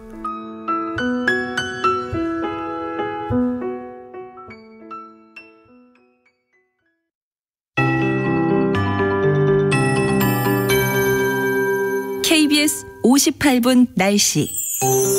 내일은 전국이 대체로 흐리겠습니다. 모레까지 전국에 가끔 비가 오겠고 내일 오전까지 소강 상태를 보이는 곳이 많겠습니다. 예상 강우량은 전남권과 경상권 50에서 150, 서해 5도와 전북권, 제주도 30에서 150, 수도권과 강원 영서 30에서 100, 충청권 30에서 80, 강원 영동과 울릉도 독도 20에서 60mm입니다. 특히 수도권과 강원 영서는 오전부터 밤사이, 남부지방은 모레 새벽부터 밤사이 시간당 30에서 50mm 내외의 집중호우가 쏟아지는 곳이 있겠습니다. 피해 없도록 대비하시기 바랍니다. 충남 서해안을 중심으로 순간 초속 20m 이상의 강한 바람이 불겠고 그 밖의 지역도 바람이 강하게 부는 곳 있겠습니다. 내일 아침 최저기온 서울 24도, 광주 25도 등 전국이 22에서 26도, 낮 최고 기온은 서울 26도, 대구 30도 등 전국이 26에서 31도의 분포를 보이겠습니다. 밤사이 서해안과 남해안, 제주도를 중심으로는 열대야가 나타나겠습니다. 풍랑주의보가 내려진 서해상과 동해 중부 먼바다는 최대 초속 16m의 강풍이 불고 물결이 4m까지 높게 일겠습니다. 서울 현지 기온 23.9도, 습도 84%, KBS 58분 날씨 박성준입니다.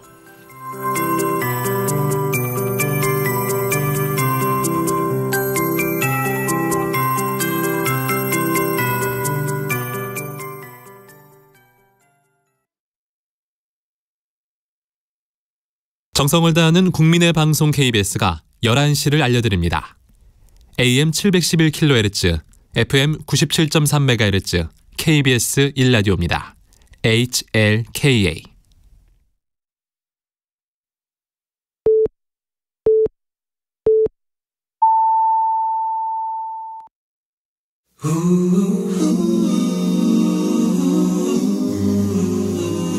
이 밤 그냥 보내긴 아쉬우니까요.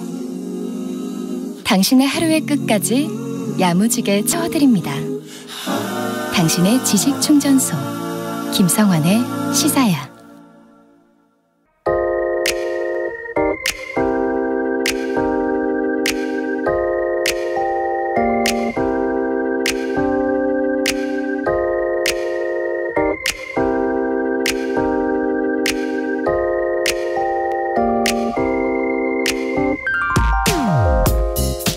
이 소식을 어떻게 전해드려야 할지 한참을 망설였습니다. 소방서 옆 경찰서 그리고 국가수란 드라마를 보며 새 기관의 공조에 감탄했던 게 불과 하루 전인데 드라마와 정반대의 상황을 소개해야 하는 터라 더욱더 당혹스러웠습니다. 지난 17일 발생한 신림 등산로 성폭행 살인사건, 현장에 출동한 경찰과 소방의 대응을 공식 기록을 통해 재구성하며 이렇습니다. 사건 현장에 가장 먼저 도착한 건 경찰이었습니다. 곧이어 119 구급대원 역시 경찰의 공동대응 요청을 받고 낮 12시 1분 등산로 입구에 도착합니다. 하지만 위급한 피해자와 접촉한 시각은 12시 29분, 28분이나 흐른 뒤였습니다. 왜 이렇게 대응이 늦었을까요? 경찰이 출동한 구급대원의 연락처를 몰랐기 때문이라고 합니다. 무전으로 소방 인근에 있는 경찰을 통해 연락처를 교환하느라 시간이 지체됐다는 겁니다. 경찰은 피해자를 발견한 뒤 6분이 지나서야 현장 구급대원들에게 연락해 피해자의 상태와 위치 등을 설명할 수 있었습니다. 등산로 입구에서 대기하던 구급대원들이 경찰의 연락을 받고 급히 산길을 올라가던 중에도 혼선은 계속됐습니다. 경찰은 119로 3차례 전화를 걸어 산소 호흡기 장비가 필요하다고 알렸다고 합니다. 현장 구급대원들에게 무전을 쳐달라고 요청하기도 했다는데요. 하지만 구급대원들은 연락을 받지 못합니다. 첫 총화할 때 피해자 상태만 듣고 외상 장비만 챙겨 다급하게 뛰어 올라가다 보니 연락이 닿지 않았다고 소방 측은 설명합니다. 결국 경보 압박에 의한窒息의심되던 피해자에게 가장 필요한 산소호흡기는 가져갈 수 없었습니다. 늘 사건 현장에서 공조해야 할 경찰과 소방, 두 기관은 별도로 소통할 수 있는 수단이 없는 걸까요? 경찰 소방 출동대원들은 소통을 위해 기관별 무전을 쓰지만 기관 간 소통을 위한 장비는 따로 없다고 합니다. 이태원 참사 이후 지적된 국가재난안전통신망 사용은 대형 재난 발생 시에만 가동된다고 하고 경찰과 소방 출동대원의 휴대단말에 상대 기관의 출동자 연락처를 전송하는 공조 기능은 대구 경북 지역에서만 시범 운영하는 데 머물고 있는 실정이라고 합니다. 드라마 속 내용까지는 아니더라도 공조 정말 못하는 걸까요? 아니면 안 하는 걸까요? 지금까지 오늘의 발견이었습니다.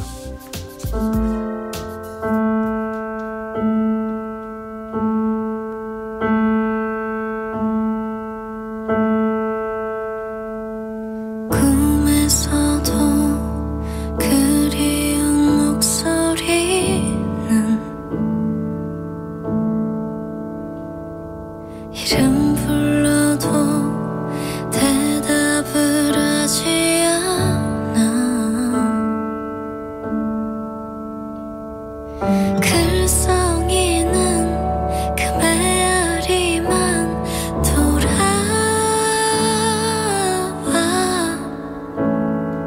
그 소리를 나 혼자서 들어 깨어질 듯이 차가워도 이번엔 결코 놓지 않을게 아득히 멀어진 그날의 두 손을 끝없이 길었던 짙고 어두운 밤 사이로 조용히 사라진 네 소원을 알아 오래 기다릴게 반드시 너를 찾을게 보이지 않도록 멀어도 가자 이 새벽이 끝나는 곳으로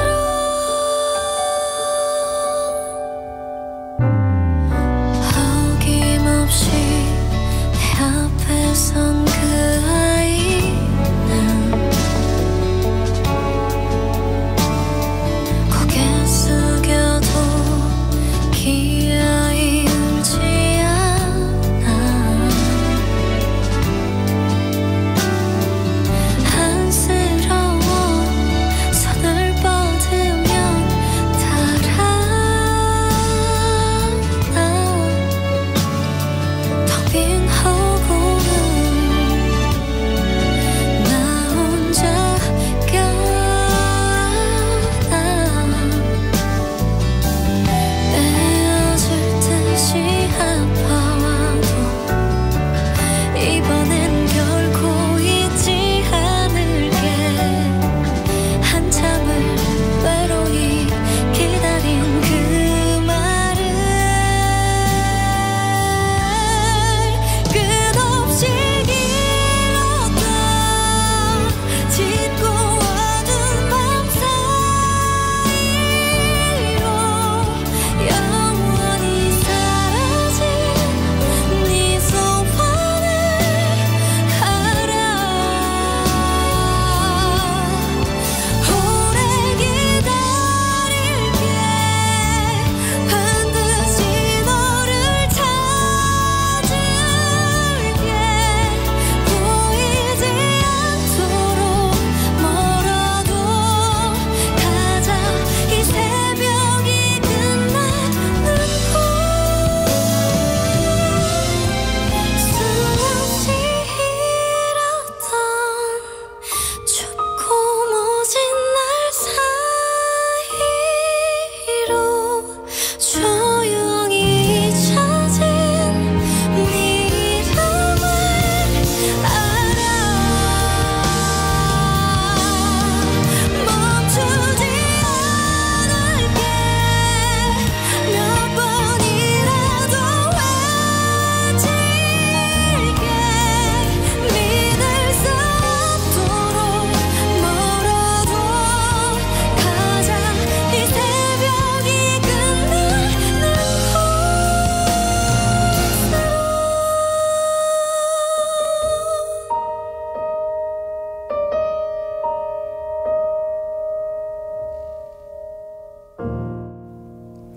오늘의 발견 이어서 아이유의 이름에게 들으셨습니다. 김성환의 시사는 언제나 청취자 여러분의 관심과 참여 기다립니다. 오늘도 방송 내용과 관련한 청취자분들 의견 많이 들어오고 있는데요. 청취자 김은실님, 연락이 되지 않아 20분 넘게 지체되었다니 너무 안타깝습니다. 항상 사고가 일어나고 나서야 문제가 무엇이었는지 되짚어보게 되는 반복이 아쉽습니다. 공조의 중요성을 확인할 수 있는 사건이었으니 앞으로 달라질 거라 믿습니다. 이렇게 문자 주셨습니다. 그리고 휴대전화 뒷자리 3838 쓰시는 청취자분께서 골든타임을 놓쳐 소중한 생명을 또 잃은 것 같은 느낌이 들어 가슴이 먹먹해지네요. 다시 한번 상가 고인의 명복을 빌며 기관별 공조가 잘 되는 채널이 하루빨리 만들어지길 바랍니다. 이렇게 문자 주셨습니다. 맞습니다. 우리 뭐 이태원 참사 때도 그렇고요. 지하철 침수 참사 때도 그랬고 기관 간에 이렇게 공조가 안 되나? 서로 간에 이렇게 연락하는 게 이렇게 힘든가? 이런 생각들 많이 하게 되잖아요. 누가 그걸 좀 컨트롤할 수는 없을까? 이런 문제 있으면 바로 양쪽의 연락처를 받거나 빨리 교환할 수 있도록 해주면 안 되나? 여러 가지 뭐 아쉬운 점들이 계속 생깁니다. 대책은 항상 나오는데 그 대책이 실제 실행에 옮겨지는 것 같아 보이지도 않고 왜 이런 일들이 계속 반복되나 이런 생각이 드는데요. 그 아까 드라마 말씀드렸잖아요. 거기 보면 멋진 거창한 시스템 이거라기보다는 바로 옆에 있는 소방하고 경찰 그리고 국가수 사람들이 계속 끈끈하게 같이 움직이잖아요. 서로 연락처 알고 심지어는 집도 옆에 붙어서 살더라고요. 그런 모습들 보면서 치안 불안 같은 거 느끼다가도 그런 드라마 보면 왠지 안심 같은 게 저는 개인적으로 되더라고요. 그렇게까지는 아니더라도 계속 기관 간 서로 직원들 간 이렇게 관계를 계속 맺어나가면서 거창한 시스템보다는 그렇게 관계를 끈끈하게 가져나가는 것도 굉장히 중요하겠구나 싶고요. 국가는 무선 채널 정도 하나만 돌리면 경찰하고 소방이 자연스럽게 무선으로 소통할 수 있도록 한다던가 그런 시스템을 빨리 좀 만들어줘야 되는 것 아닐까. 그게 가장 기본적인 어떤 국가 공공기관 특히 공권력에 대한 신뢰가 아닐까 그런 생각을 해봤습니다. 아주 작은 차이로 작은 것에 대한 관심에서 범인을 잡을 수 있는 단서를 발견하는 모습들을 많이 보잖아요. 그런 면에 있어서 굉장히 경찰이나 소방도 요즘 엄청나게 많은 고생하실 것 같은데 그런 부분에 관심을 좀 더 많이 가져주시면 어떨까. 행정안전부도 이런 사건이 다시 발생하지 않도록 시스템을 보완하는 작업을 빨리 좀 했으면 좋겠다 이렇게 생각합니다. 네, 청취자분들 의견 감사합니다. 계속해서 저희한테 문자 보내주시면요 저희가 당첨된 분들께 모바일 쿠폰 선물로 보내드리도록 하겠습니다. 참여하실 문자 번호는 샵 9730이고요. 짧은 문자 50원, 긴 문자는 100원의 정보 이용료가 부과됩니다. 콩 게시판 KBS 일라디오 유튜브 채널을 통해서도 무료로 참여하실 수 있습니다. KBS 일라디오 김성환의 시사야와 함께하고 계신 지금 시각은 11시 11분입니다.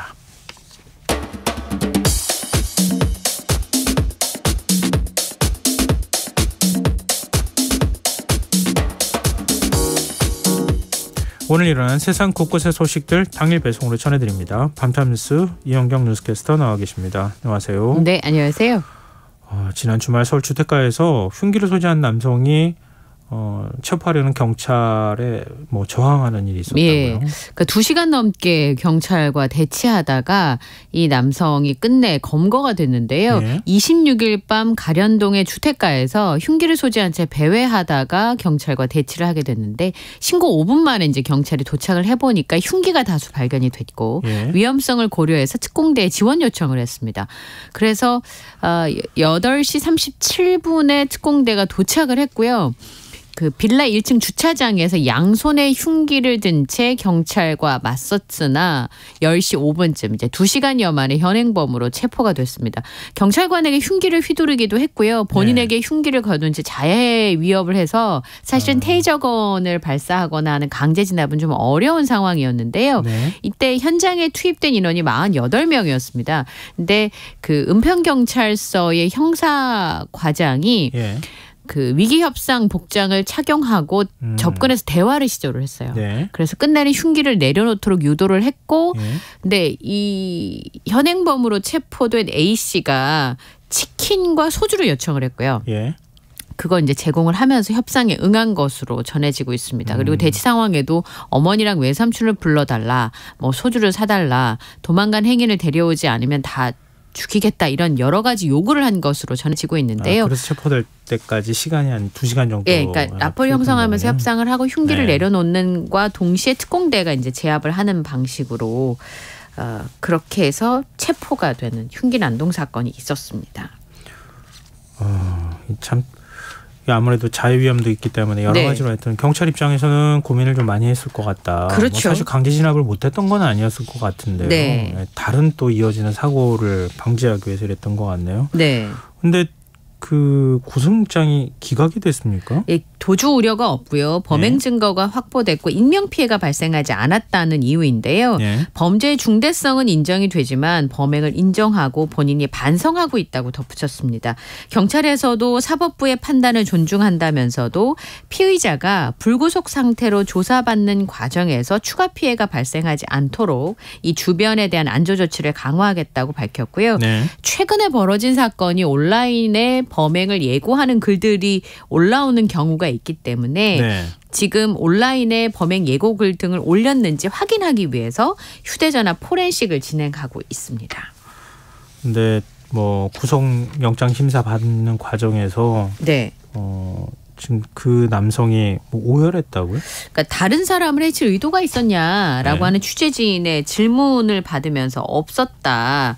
그리고 제 주변에 사람이 없는 게 너무 속상해서 이런 일이 발생을 했는데 더 이상은 하지 않을 거다. 죄송하다 이러면서 오열을 했습니다. 최근에 이런 경우에 너무 덤덤한 피의자들의 모습을 많이 봐서 그런지 최근에 보지 못한 모습이기도 했는데요. 금전적인 문제로 범행을 저지른 게 아니라고 본인은 얘기를 했거든요. 엄마가 이제 본인을 믿지 못해서 무속인한테 300만 원을 갖다 줘서 너무 속상해서 술을 마시고 풀려고 했는데 그곳에서도 받아주지 않아서 소리를 질렀는데 시민이 신고를 했고 경찰이 너무 많이 와서 겁에 질렸다. 이렇게 자신의 심정을 얘기했는데요. 원래 뭐 요리사였다고요? 그럼 검거 당시에 칼이 되게 많이 발견이 돼서 혹시 흉기를 많이 소지하고 있는 건가 했는데 그게 아니라 이 남성이 10년의 요리사 경력을 가지고 있다고 합니다. 그래서 현장에서 여러 종류의 칼이 발견된 것도 그 때문인 것으로 풀이가 되고 있습니다. 그리고 최근에 한 4년 전에 조울증 치료를 받았다고 합니다. 근데 최근엔 약을 복용하지 않았고요. 범행 동기에 대해서 경찰 관계자의 설명을 들어보면 여러 가지 진술을 종합해 봤을 때 금전으로 인한 가족 간의 다툼이 원인인 것으로 보이지만 현재 확인 중이라고 얘기를 했습니다. 근데 뭐 이 사건은 여러 가지 관점에서 평가는 가능할 것 같겠지만 지금 최근에 이렇게 흉기 관련된 사건이 많이 생기고 있어요. 그게 문제입니다. 이렇게 잠재적인 범행을 좀 막을 수 있는 방법은 없을까? 이런 부분에 대한 대책 마련이 필요하다는 목소리가 높아지고 있는데요. 어제 오후 11시 22분께 영천에서 주점에서 손님들에게 흉기를 휘둘러서 한 명이 사망을 했고요. 3명이 중경상을 입었습니다. 이 남성이 휘두른 흉기에 찔려서 옆 테이블에 있었던 60대 남성이 가슴을 찔려서 병원으로 이송이 됐는데 숨졌고요. 그리고 이 사망한 남성과 합석을 했던 남녀 3명도 어깨와 손목, 왼팔에 흉기를 찔리는 중경상을 입었습니다. 이 범행을 저지른 사람은 자신의 일행인 50대 여성이 옆 테이블 손님과 합석을 했다라는 이유로 앙심을 품고 범행을 저질렀다고 알려지고 있는데요. 술을 마시다가 범행을 위해서 흉기를 가지고 집으로 갔던 것으로 파악이 되고 있습니다. 그리고 서울 어린이대공원 인근에서 흉기를 들고 배회하면서 주변 시민을 위협했던 20대 남성이 경찰에 체포가 됐는데요. 특수협박 혐의로 현행범으로 체포해서 조사를 하고 있습니다.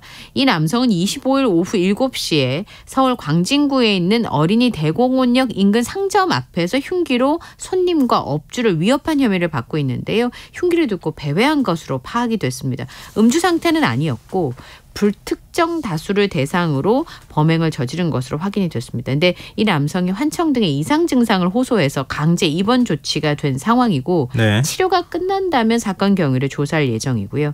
오늘 오후 1시 40분께 충무로 3가에 있는 근로복지공단 서울지역본부 사무실에서 60대 남성이 자신의 복부를 스스로 찔러서 병원으로 이송되는 일이 있었습니다.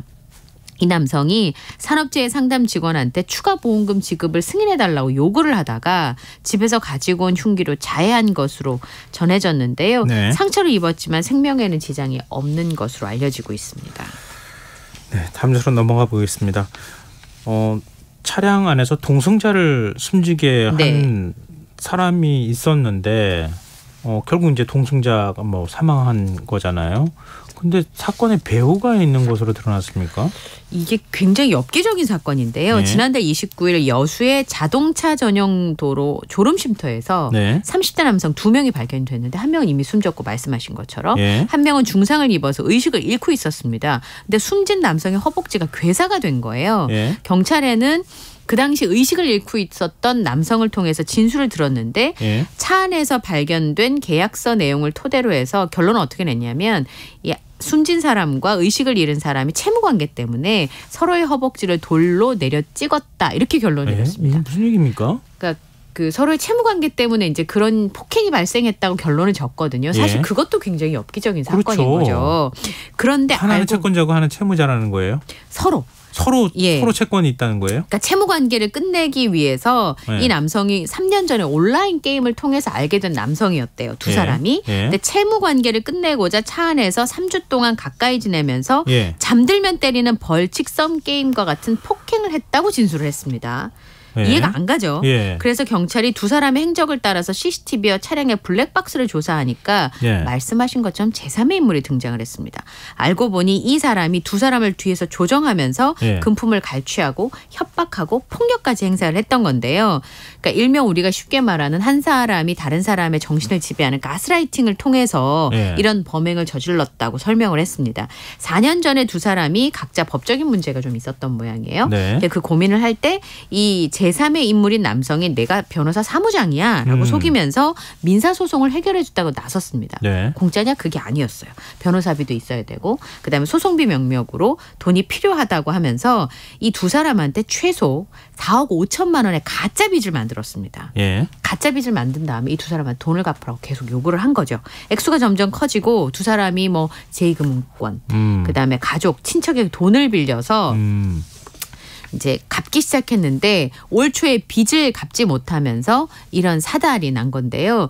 30대 남성이고요. 심지어는 아까 제가 변호사 사무장이라고 얘기를 했는데 네. 법률 지식조차 없는 무직이었습니다. 그러니까 두 사람한테 말한 그 빚도 다 거짓말이었던 거죠. 빚을 갚지 않으니까 이 사건이 발생하기 전 한 달 전부터 차량에서 두 사람한테 숙식을 하라고 요구를 하고요. 예. 그다음에 밥은 이 남성이 갖다 줬는데 계속 감시를 합니다. 예. 그리고 서로 허벅지를 때리라고 지시를 해요. 자신이 있는 장소 부근에서 두 사람이 탄 차를 세워놓고 수시로 폭행을 일삼기도 했는데 그 괴사가 될 정도로 서로 양쪽으로 두 사람이 그냥 서로 때렸단 말이에요. 예, 그리고 너무 더웠잖아요 이번 여름에. 예. 그러니까 에어컨을 못 틀게 하고 병원도 못 가게 했던 겁니다. 서로 채무 때문에 허벅지를 때렸다라고 말을 하라고 세뇌하는 것도 잊지 않았는데요. 사건 이후에 경찰에 거짓 지수를 한 거는 이 남성에 대한 공포감 네. 그다음에 그 의식을 잃고 있었던 남성이 경찰에 진술할 때 처음에는 서로 때렸다고 얘기를 했잖아요. 채무 때문에. 예. 그게 가스라이팅에 의한 것이다. 경찰은 그렇게 보고 있습니다. 그럼 사무장을 사칭했던 사람은 혐의를 인정하고 있습니까? 네, 구속이 됐어요. 살인 및 중간금치사상 혐의로 구속이 돼서 사건이 검찰에 송치가 됐는데요. 이제 구속이 됐잖아요. 예. 그러니까 이 사람이 구속이 됐으니까 이 피해자인 남성도 사실을 털어놓기 시작했습니다. 그래서 아까 말씀드린 것처럼 2019년부터 이 사망한 사람과 다친 이 사람의 일을 봐주면서 돈을 받은 것으로 보고 있고 실제로 이 남성은 그 뜯어낸 돈으로 명품 외제 차량 사고요. 의류 구입에 쓴 것으로 알려졌습니다. 근데 이 사람은 자기가 살인의 고의는 없었다. 그런데 본인 때문에 두 사람이 제때 병원을 가지 못했다. 요건 인정을 했다고 합니다. 네. 그리고 추가 피해가 없는지 수사를 지금 하고 있는 상황인데요. 혹시나 이 범행 말고 다른 범죄를 저질렀을 가능성도 있잖아요. 네. 한 사람이 두 사람을 없는 빚을 만들어서 가스라이팅을 스스로 목숨이 위험한 상황까지 만든다는 건 보통 일이 아니기 때문에 여죄를 수사하고 있습니다. 이 게임 중독이 무섭다고 해야 되나 아니면은 이런 범행을 치밀하게 시키는 사람이 문제가 있다고 해야 되나 양쪽 다 문제가 있어 보이긴 하는데 네. 이건 뭐 상상을 초월하는 범행이네요. 그렇습니다. 정말. 네, 지금 여러분께서는 KBS 라디오 김성환의 시사회와 함께하고 계십니다. 반편에서 계속 이어가겠습니다. 좀 분위기를 좀 바꿔보죠. 네. 우리나라 청년 3명 가운데 1명만 결혼에 대해서 긍정적으로 생각한다. 이런 조사 결과가 나왔어요. 예, 좀 자세히 들여다볼 필요가 있는데요. 네. 통계청에서 사회조사를 살펴본 청년 의식변화 조사 결과 2022년 기준을 발표를 했습니다. 예. 작년 기준의 결혼에 대해서 긍정적으로 생각하는 청년의 비중. 이 청년은 19세에서 34세입니다. 기관마다 청년을 정의해야 하는 나이가 달라가지고요. 정치권에서는 막 40대 중반도 청년이라고 해요. 그래서 제가 말씀드렸어요. 이 조사에서 결혼과 관련돼서 청년이라고 하면 19세에서 34세를 의미하는데 36.4%가 결혼에 대해서 긍정적이라고 답을 했어요. 근데 10년 전과 비교하면 10년 전은 절반이 넘었습니다. 56.5%였으니까 20.1%포인트나 감소를 했습니다. 우리나라 전체 인구 평균 50%보다도 13.6%나 낮은 수준을 기록하고 있는데요. 성별로도 차이가 좀 있습니다. 남성은 43.8%가 긍정적이라고 답을 한 반면에 여성은 28%가 긍정적이라고 답을 해서 10년 전에 비해서 남성은 그래도 22.3%포인트나 줄었고요. 여성의 경우는 18.9%포인트가 감소를 했습니다. 특히 25세에서 29세 얘가 36.1%로 10년 전보다 23.4%포인트 큰 폭으로 낮아졌습니다. 결혼을 하지 않더라도 함께 살 수 있다라는 비혼동거에 대해서도 80.9% 청년이 동의하는 것으로 나타났는데요. 중요한 건 그냥 얼핏 생각하기에 청년들이 결혼을 안 하려고 하는 게 자유롭고 싶어서다 이렇게 생각할 수도 있잖아요. 그런데 그것보다도 좀 결혼 자금 부족, 고용 상태 불안정 등의 경제적인 이유가 결혼을 하고 싶어도 결혼을 생각조차 못하게 하는 원인으로 꼽혔습니다. 오히려 삶의 자유를 포기하지 못해서 결혼을 하지 않는다라고 하는 응답자는 전체 10명 중에서 1명 수준에 그쳐서 보통 MZ세대라고 하면서 우리가 기성세대에서는 자유롭고 싶어서 결혼 안 하고 저렇게 자유를 누리며 사는 거 아니야? 이렇게 생각하는 사람들이 많은데 실제로 그렇지 않다는 걸 좀 알게 됐죠. 결혼한다고 해도 자녀가 필수는 아니다. 이런 인식도 더 많이 확산되고 있었습니까? 네, 53.5%가 결혼을 하더라도 굳이 자녀를 가질 필요가 없다고 생각하는 비중이었는데요. 절반이 넘는 거죠. 이런 인식은 2018년부터 꾸준히 늘어나고 있습니다. 2018년에는 결혼을 하더라도 자녀가 꼭 있어야 되는 건 아니다가 46.4%였는데 2020년에 50%를 넘어서면서 쭉 올라가고 있어요. 그런데 여성은 65%가 그렇다라고 답을 했고 남성은 43.3%가 결혼을 하더라도 자녀를 가질 필요가 없다라고 생각하는 비중으로 나타났습니다. 특히나 연령층이 낮을수록 이런 비중이 높은 것으로 보이는데요. 19세에서 24세는 57.3%, 25세에서 29세는 54.6%, 30세에서 34세는 48.1%가 자녀를 가질 필요가 없다라고 생각했고 오히려 결혼을 하지 않고도 자녀를 가질 수 있다라고 생각하는 청년의 비중은 아까 것과 반대죠. 결혼을 하더라도 자녀가 필요 없다라는 비중은 점점점 줄어가고 있는데 필요 없다는 생각이 늘어나고 있는데 결혼을 하지 않고도 자녀를 가질 수 있다라고 하는 비중은 지난 10년 동안 꾸준히 증가해서 39.6%의 청년이 비혼 출산에 동의한다고 합니다. 그런데 반대로 입양 의사가 있는 청년의 비중은 크게 줄었다고 하네요. 뭐 생활 동반자법 필요하지 않겠느냐 이렇게 얘기를 하는데 그거하고 지금 맞닿아 있는 건데 굉장히 좀 법무부 장관부터 벌써 부정적으로 얘기를 하더라고요. 좀 어떻게 이런 문제 결국 결혼과 출산 문제가 다 연결이 되는 근본적인 원인이 어디에 있는지를 좀 보여주는 조사가 아닐까 싶은데요. 가사 분담이나 부모님 부양에 대한 인식은 어떻게 나왔습니까? 우선은 결혼 생활 중에 가사를 공평하게 분담해야 된다라고 생각하는 청년의 비중은 굉장히 높아요. 84.4%입니다. 근데 실제로 부부가 공평하게 가사를 분담한다는 비중은 그의 절반밖에 안 되는 41.3%로 나타났는데요. 가사 분담할 때 부부가 공평하게 돼야 된다라는 의식은 꾸준히 높아지고 있어요. 2012년만 해도 그게 59.7%에 그쳤는데 말씀드린 것처럼 작년에는 84.4%는 꾸준히 우상향을 하는 상황인 거죠. 그리고 작년 기준으로 전체 국민의 경우에는 공평하게 분담해야 된다라는 비중이 64.7%인데 그거보다 훨씬 더 높은 겁니다. 그런데 실제로 인식 말고 부부가 가사를 공평하게 분담한다라는 비중은 남성은 43%, 여성은 40.2%가 공평하게 분담이 이루어지고 있다. 라고 응답을 해서 사실 생각과 현실의 괴리가 좀 있어 보이고요. 부모님의 노후도 전체 청년의 60.7%는 가족, 정부, 사회가 함께 책임을 져야 된다라는 비중이 높았습니다. 10년 전에 52.3%였는데 그거보다 8.4%포인트가 높아진 건데요. 이 조사는요, 1977년 이후부터 시작이 됐고요. 매년 5월 중에 16일간 만 13세 이상의 가구원 약 18,600가구 내에 36,000여 명을 대상으로 면접조사, 자기기입식 및 인터넷 조사 방식으로 이루어지고 있습니다. 네. 한국을 찾는 외국인 관광객들 사이에서 큰 인기를 끌고 있는 강자가 있다고요? 네. 바로 K-팝 아이돌 그룹의 그 춤을 배우는 K-댄스라고 해요. 네. 이 수업이 굉장히 인기가 많아지고 있어요. 네. 실제로 한국에 와서 배우는 게 꿈이라고 하는 외국인 관광객들이 있는데요. 우선 유튜브나 이런 걸 통해서 댄스 강사님들 유명한 사람들이 많기도 하고요. 네. 틱톡이 요즘 굉장히 인기가 있다 보니까 K-팝 댄스를 접하는 경우가 많아서 K-댄스 수업이 외국인 관광객들에게 굉장히 큰 인기를 얻고 있다고 합니다. 실제로 매주 그 외국인 관광객들이 늘어나서 3월 대비해서 3배나 늘어난 수치를 기록하는 경우가 있고요. 전체 수강생의 95%가 외국인 관광객이라고 하네요. 어떻게 보면 굉장히 좋은 현상이네요. 그렇죠. 우리 입장에서는. 예. 마지막 뉴스입니다.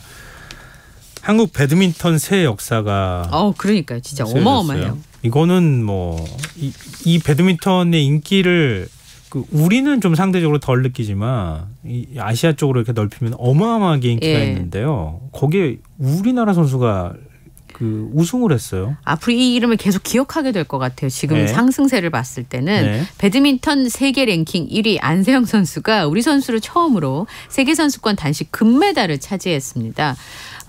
42분 만에 경기를 끝냈는데요. 이 안세영 선수의 상대는 누구였냐면 리오 올림픽 금메달리스트 마린이었습니다. 2대0으로 완승을 했는데 그 게임 내내 동점은 있었으되 그 리드가 된 적이 한 번도 없이 42분 만에 결승전을 끝을 냈어요. 2대0으로. 네. 한국 배드민 선수로는 처음으로 세계 선수권 단식 정상에 올랐고요. 저는 안세영 선수의 우승 소감이 정말 기억에 남았습니다. 정말 즐겼던 것 같습니다. 즐기니까 다 잘 되는 것 같습니다. 라고 얘기를 했는데요. 올해 13개 대회에 출전했어요. 세계대회에. 금메달만 무려 9개를 차지했고요. 초등학교 1학년이던 14년 전부터 셔틀콕의 천재로 불렸습니다. 이 안세영 선수가 세계 랭킹 1위로 뛰는 경기들이 어떻게 될지 너무 기대가 돼서 열심히 준비하고 있다고 해서 이번 항저우 아시안게임을 굉장히 기대하게 만들고 있습니다. 또 혼합복식 남자 복식에서도 금메달 따냈다고 하는데 이번에 정말 배드민턴의 새 바람을 좀 일으켰으면 좋겠다 그렇게 생각합니다. 배드민턴 체하고 셔틀콕도 안세현 선수 이름 딴 거 나오지 않을까 그런 생각이 드네요. 집에 어딘가 또 있는 것들이 더 나와서 배드민턴 하시지 않을까 싶고요. 틀림없이 제품 나오더라고요. 자, 오늘 밤참수 여기까지 하겠습니다. 지금까지 영경 뉴스캐스터와 함께했습니다. 고맙습니다. 감사합니다.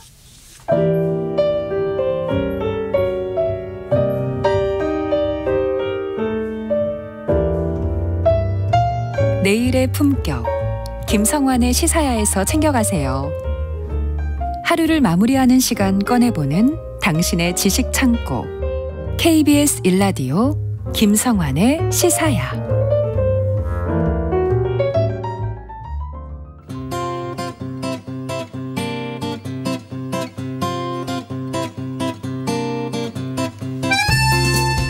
러시아 민간 용병 기업 바그너 그룹의 수장 예브게니 프리고진이 비행기 추락사고로 사망한 것으로 확인되고 있는데요. 이 사건의 배후에 푸틴 러시아 대통령이 있을 것이다 라고 하는 추정이 나오고 있습니다. 프리고진의 갑작스러운 사망, 바그너 그룹의 앞날에 어떤 영향을 줄지, 러시아 정세엔 또 어떤 파장을 불러올지 관심이 쏠리는데요. 세계 이면 시간에서 자세히 살펴보겠습니다. 외신캐스터 전주현 씨 스튜디오에 나와 계십니다. 안녕하세요. 네, 안녕하세요. 네. 난데없이 무슨 전용기 타고 가다가 사망했다 이런 소식이 전해졌어요. 많은 사람들이 놀랐을 거예요. 저도 하고 깜짝 놀라서 지금 뉴스를 그때 봤는데요. 네. 그게 현재 시간으로 23일 오후 6시쯤이었습니다. 프리고진이 전용기를 타고 모스크바에서 이제 바그너 그룹 본사가 있는 상트페테르부르크로 향하고 있었어요. 예. 그러다가 모스크바에서 북서쪽으로 한 300km 떨어진 트베르 지역에 있는 쿠젠키노 마을에 추락을 했습니다. 이게 이륙한 지 15분 만에 일어난 일이었어요. 네. 러시아 연방항공교통청이 승무원 3명을 포함해서 탑승했던 10명 전원이 사망했다라고 즉시 발표를 했었는데요. 이 비행기의 그 명단이 있을 거 아닙니까? 탑승 명단. 네. 거기에는 프리고진 그리고 바그너 그룹의 2인자인 드미트리 우트킨도 탑승을 해 있었던 것으로 확인이 됐었습니다. 근데 이제 영상도 공개가 됐잖아요. 네. 정상적으로 비행을 하고 있었거든요. 근데 갑자기 고도가 떨어지기 시작하더니 30초 만에 지상으로 추락을 했는데 갑자기 날개 한쪽이 떨어져 나가면서 그대로 추락을 한 겁니다. 네. 항공기 경로를 추적하는 웹사이트죠. 플라이트 레이더 24가 비행기가 갑자기 수직으로 아래로 향했는데 이게 30초도 되지 않아서 운항 고도가 8.5km에서 2.4km로 추락을 한 것이다. 하지만 고도가 급격하게 떨어지기 직전까지는 아무 문제가 보이지 않았다라고 상황을 전했습니다. 그러니까 날씨 영향은 없었다는 그런 얘기가 되겠습니다. 사고 소식이 전해진 직후에 네. 이거 조작된 거 아니냐 이런 얘기가 나왔어요. 그렇죠. 네. 그 프리고진의 죽음은 위장됐다라는 음모론이 이제 SNS에서 확산됐기 때문인데요. 네. 그러니까 프리고진이 죽음을 가장하기 위해서 의도적으로 비행기를 추락시켰다 그런 얘기였습니다. 그러니까 당시에 모스크바에서 비행기 2대가 아주 짧은 시차를 두고 이륙을 했는데 프리고진은 추락한 비행기가 아니라 추락을 하지 않은 두 번째 비행기에 타고 있었다라는 2대가 주장이 떴는데 네, 뒤에 앞에 있는 비행기가 떨어지고 뒤에 있는 비행기에 탔으니까 네. 살았다. 그러니까 푸틴 대통령의 이제 암살을 피하기 위해서 예. 이렇게 조작을 자신이 한 것이다. 뭐 이런 이제 음모론이고요. 프리고진이 살아있다는 정보를 얻었다. 이런 얘기도 있었어요. 그래서 신원을 알 수 없는 선글라스 차림의 군인이 이제 영상에 등장을 하는데 리비아에서 행복하게 살고 있는 모습이다. 뭐 이런 게시글이 올라왔습니다. 네. 러시아 당국은 27일에 사고 현장에서 수습한 시신 19의 신원을 유전자 검사 결과 확인을 했다. 그래서 이제 탑승 명단하고 모두 일치하는 것을 우리가 확인을 했다라고 발표를 하면서 네. 프리고진이 사망한 건 맞다라고 공식 확인을 했습니다. 왜냐하면 이제 이렇게 음모론이 끊이지 않으니까 유전자 감식 결과를 바탕으로 사고가 일어난 지 나흘 만에 이제 공식 발표를 했다. 이렇게 지금 분석이 되고 있고요. 친 바그너 그룹의 텔레그램 채널이 있습니다. 그레이존이라는 곳이 있는데 네. 이곳도 프리고진이 이번 사고로 숨졌다라고 보도를 했습니다. 그러니까 비행기가 그렇게 추락한 원인이 맨 처음에 뭐 격추당했다 네, 이렇게 그렇죠. 얘기가 나왔었다가 네네. 그다음엔 내부 폭발이었다 이런 얘기도 나왔어요. 지금 그렇습니다. 원인은 밝혀졌습니까? 일단 러시아 당국이 DNA 검사는 했잖아요. 네. 유전자 감식. 그렇게 사망은 확인을 했지만 비행기 추락 원인에 대해서는 지금 자세한 내용을 공개하지 않았는데 뭐 네. 블랙박스 같은 걸 다 수거했으니까 발표하겠다라고 해서 시간은 좀 걸릴 것 같긴 합니다. 근데 이제 사고 직후에 바그너 그룹은 러시아 군의 지대공 미사일에 의해서 격추됐다라는 주장을 처음에 폈어요. 네. 그런데 미사일에 피격을 당하면 기체가 정말 잘게 조각이 나게 됩니다. 워낙 큰 폭파가 비행기가 또 크니까요. 아니니까. 그렇습니다. 네. 그런데 프리고진 전용기는 이제 추락한 게 다 발견이 됐는데 맞아요. 많이 파손이 안 됐거든요. 저도 그 영상 봤는데 네. 비행기 기체는 그대로 있는 상태로 있잖아요. 떨어졌어요. 날개가 떨어졌을 뿐이지. 네. 그러니까 이제 이 경우에 미사일에 의해서 격추됐을 가능성은 굉장히 낮다라는 게 전문가들의 의견이고요. 기계적 결함도 아니고 내부 폭발일 가능성이 크다는 의견이 대부분입니다. 왜냐하면 이제 추락하고 있는 비행기 영상, 잔해 사진, 공공비행 추적 데이터를 검토해 보면 네. 기내 폭발에서 일어나는 모든 특징이 나타났다는 게 전문가들의 얘기인데요. 일단 비행기 잔해를 보면 조종석 부분, 꼬리 부분이 분리돼서 서로 떨어진 지역에 추락을 했어요. 그런데 기계적 결함이 있을 때는 날개가 떨어져 나갈 가능성이 굉장히 낮다고 합니다. 그러니까 내부 폭발 때문에 이렇게 떨어져 나갔다라는 얘기고요. 비행기가 마지막 비행하기 입국하기 전에 수리가 됐다라는 의혹도 제기가 됐어요. 왜냐하면 이번 사고로 이제 승무원 3명이 탑승을 했다가 사망을 했는데 그 중에 한 명이 비행 전에 가족들에게 이제 마지막으로 이제 뭐 연락을 하면서 비행기가 이륙하기 전인데 수리가 되고 있어요라는 얘기를 했다고 합니다. 그래서 이제 이게 알려지면서 그때 뭔가 장치가 삽입이 된 게 아니냐 이런 얘기가 지금 나오고 있는 건데요.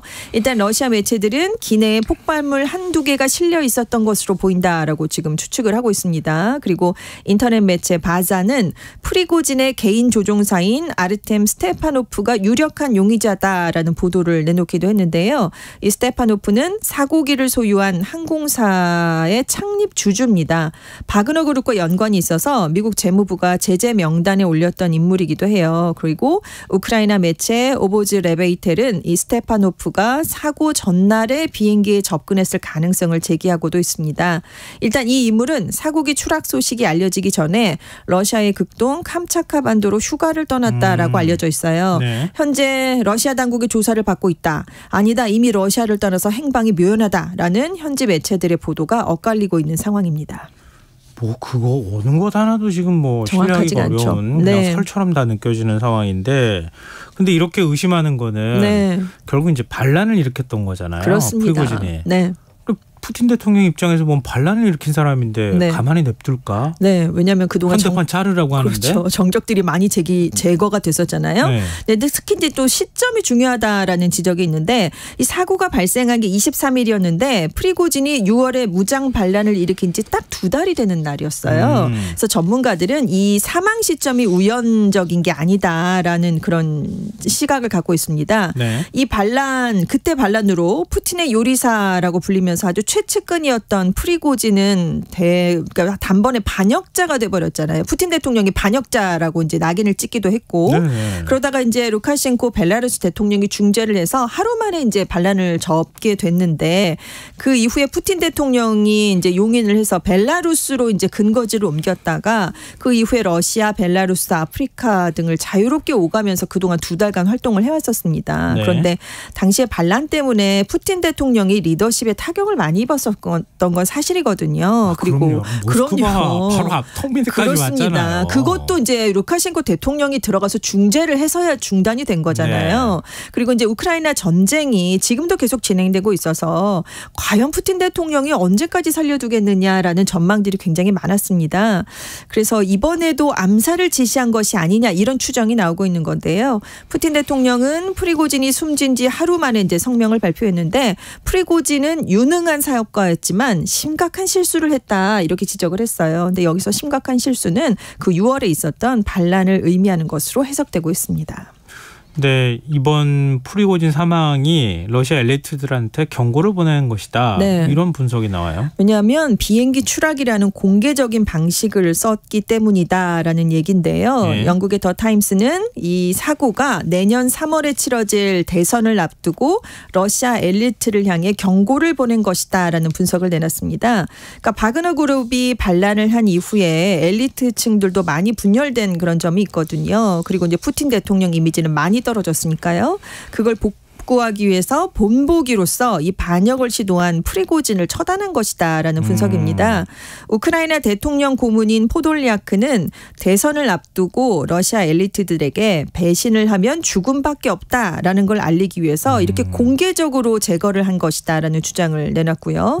실제로 프리고진 반란 이후에 이제 그 모습들을 살펴보면 우크라이나 전쟁 이후에 나타났던 러시아 지도층 내부의 갈등 아니면 푸틴 대통령의 지도력 위기를 드러낸 사건이었다라는 평가를 많이 받았었는데요.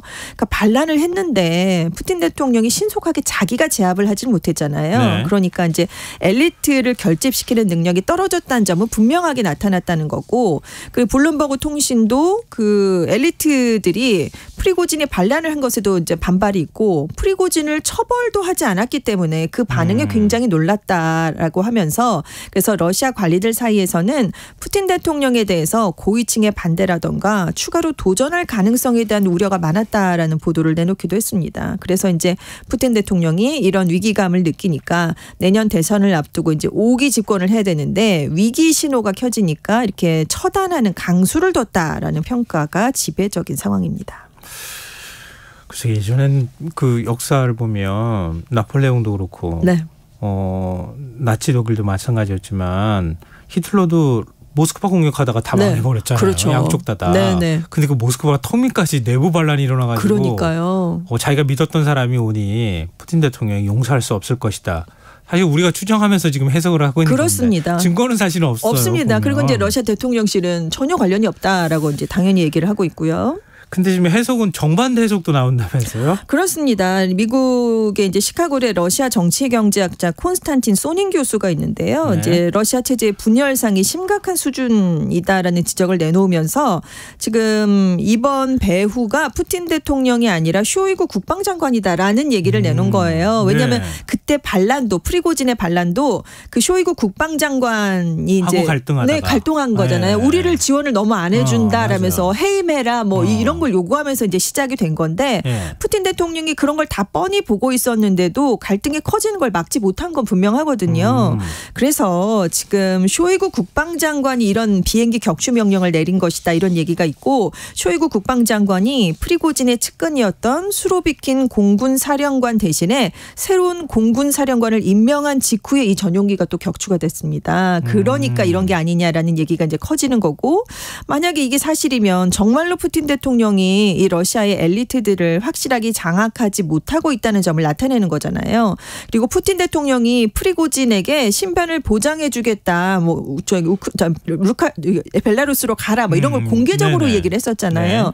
만약에 푸틴 대통령이 진짜 죽이려고 생각을 했다면 이렇게 공개적인 방식을 쓰질 않았다는 거죠. 연방보안국을 동원해서 러시아 국내가 아니라 다른 곳에서 은밀하게 암살을 했을 것이다. 뭐 이런 얘기도 한편에선 나오고 있습니다. 그러니까 FBI 출신이니까. 연방보안국 출신이죠. 네, 뭐 누구보다 네네. 잘할 거 아니에요. 그렇죠. 몰래 그런 쓱 하고 암살했을 수도 있는데. 그 독극물 암살들이 주로 그런 거고 네. 뭐 창문에서 뛰어내렸다 실족사 했다라고 하지만 그것도 의문사들이 많은 상황이고요. 그러니까 그런 방법들을 쓸 수 있는데 이건 뭐하러 이렇게 정말 했겠느냐. 너무 공개적으로 지금 제거를 한 거니까 아닐 수도 있다. 뭐 이런 얘기가 나오는 겁니다. 어디까지 이게 비밀인지 잘 모르겠는데요. 어찌됐든 간에 네. 프리고진이 사라진 바그너 그룹 이거 어떻게 되는 겁니까? 수장이 한 번에 없어진 거잖아요. 네. 그래서 이제 지금 러시아 안팎에서 이제 논란이 이제 바그너 그룹을 그러면 우리는 어떻게 대해야 되는가라는 논란이 일고 있는데 러시아 안에서도 분명히 군사 반란을 일으킨 주체였던 조직인데 이걸 그냥 놔두면 안 된다라는 주장이 있고 하지만 바그너 그룹이 가지고 있는 해외 이권이 너무 큰데 이걸 보호하려면 유지를 해야 된다라는 주장이 맞서고 있다고 합니다. 일단 푸틴 정권 입장에서 아주 뭐 쉽게 그냥 해체해버리기는 어려울 것이다라는 분석이 있는데요. 네. 왜냐하면 바그너 그룹의 연간 2억 9천만 달러 우리 돈으로 3,848억 원 규모의 금을 채굴할 수 있는 중앙아프리카 공화국의 최대 금광을 갖고 있습니다. 아프리카랑 중동 각지에서 정말 많은 이권을 갖고 있는 조직이었어요. 네. 그리고 우크라이나, 중동, 아프리카 이렇게 전 세계 12개국에 여전히 바그너 그룹의 수만 명의 용병들이 활동을 하고 있습니다. 네. 그런데 이 수만 명을 한 번에 해산시키는 것도 이게 쉬운 건 아니거든요. 그리고 이게 그 어떤 그 공식적인 전쟁을 수행하거나 네. 이런 게 아니라 네. 비공식적인 방식으로 움직이는 거잖아요. 네, 그러니까 러시아 정부에서 운영을 하는 단체도 아니고 그래서 푸틴 대통령이 바그너 그룹의 용병 부대를 러시아 군에 흡수를 시키거나 아니면 다른 정부 인사를 프리고진 자리에 대신 앉혀서 친위 부대로 재편성할 가능성도 지금 나오고 있습니다. 그래도 푸틴 대통령이 바그너 그룹을 그냥 확 장악하려고 네. 한다고 장악될 수도 없는 장악도 안 될 것 같은데요. 그러니까요. 바그너 그룹이 2014년에 이제 창설이 됐는데 굉장히 이제 전투 경험도 많고 사업 성과도 있으니까 이런 걸 고려하면 그냥 정규군에 확 편입을 하는 게 제일 좋긴 하거든요. 푸틴 네. 대통령 입장에서는. 그런데 프리고진 생전에 국방부랑 이 바그너 그룹 간의 갈등이 정말 심각하지 않았습니까? 네. 그러니까 정부가 완전히 통제하기가 사실상 불가능하다라는 분석이 나오고 있는 거예요. 그리고 바그너 그룹은 곧 프리고진이다. 이렇게 여겨질 정도로 프리고진의 위상이 정말로 대단했던 조직이 바그너 그룹입니다. 그러니까 이 프리고진이 없어졌을 때 그 사람의 공백을 뭐 쉽게 누가 메꾸기가 어려운 그런 상황이라는 거죠. 일단 푸틴 대통령은 바그너 용병들이 정부의 충성을 맹세해라라고 의무화하는 법령을 만들어서 서명을 했습니다. 그래서 좀 통제권을 잡겠다라는 뜻을 나타냈는데요. 최소 지금 10개국에 점조직처럼 펴져 있거든요. 그러니까 이 용병을 정말 단숨에 복종시키기는 어려울 것이다 이런 전망이 많습니다. 바그너 그룹이 우크라이나 전선에서는 다 철수를 한 거기? 지금 그건가요? 그 동부전선에 있다가 지금 예. 많이 철수를 시킨 상황이죠. 그 지금 이 바그너 그룹 제거가 생각보다는 좀 어렵지 않을까 이런 아니 생각이 근데 듭니다. 그렇게 서방에서 서방 무기 지원하고 네. 우크라이나 정규군이 네. 그 동부전선 뚫으려고 하는데 바그너 그룹은 못 뚫었잖아요. 그렇습니다. 결국은. 네. 이거 보통 일이 아니죠. 그 어떤 뭐라고 할까요? 군사적으로 보통 능력 네, 가지고는 네. 이게 쉽지가 않은 거란 말이에요. 그렇습니다. 근데 이걸 어떻게 해체해 근다고 해체가 안 그건 되는 거잖아요. 안 되죠. 그리고 이 제대로 통제하지 못하면 사실 이제 러시아가 지금 세계에서 많이 고립돼 있는 상황인데 바그너 그룹이 해외에 나가서 네트워크를 형성하는 것들이 굉장히 많거든요. 근데 그걸 잃어버리면 러시아로서도 굉장히 손해가 일 수밖에 없습니다. 아까 말씀드린 것처럼 최대 금광 소유권을 중앙 아프리카 공화국에서 네. 갖고 있기도 하고 그래서 바그너 그룹이 벌어오는 돈만 해도 연간 수천억 원에 달하는데 러시아는 이게 굉장히 소중한 상황이고요. 그리고 용병을 이제 파견했다고 했는데 그 사람들이 가서 하는 일이 그곳들의 쿠데타 정권, 권위주의 정권을 지원을 하는 일들을 많이 했거든요. 네. 근데 러시아가 이제 대놓고 얘기를 하진 못했지만 마쿠에서 이제 이 활동을 많이 지원을 해줬단 말이죠. 네. 그러니까 러시아가 이제 중앙 아프리카나 서아프리카에서 영향력이 막대했던 이제 프랑스 등의 영향력을 좀 많이 밀어낸 상황이었어요. 예, 예. 그래서 이제 서방의 적대적인 나라들을 좀 포섭해서 우군을 확보하고 있는 그런 이제 상황이었는데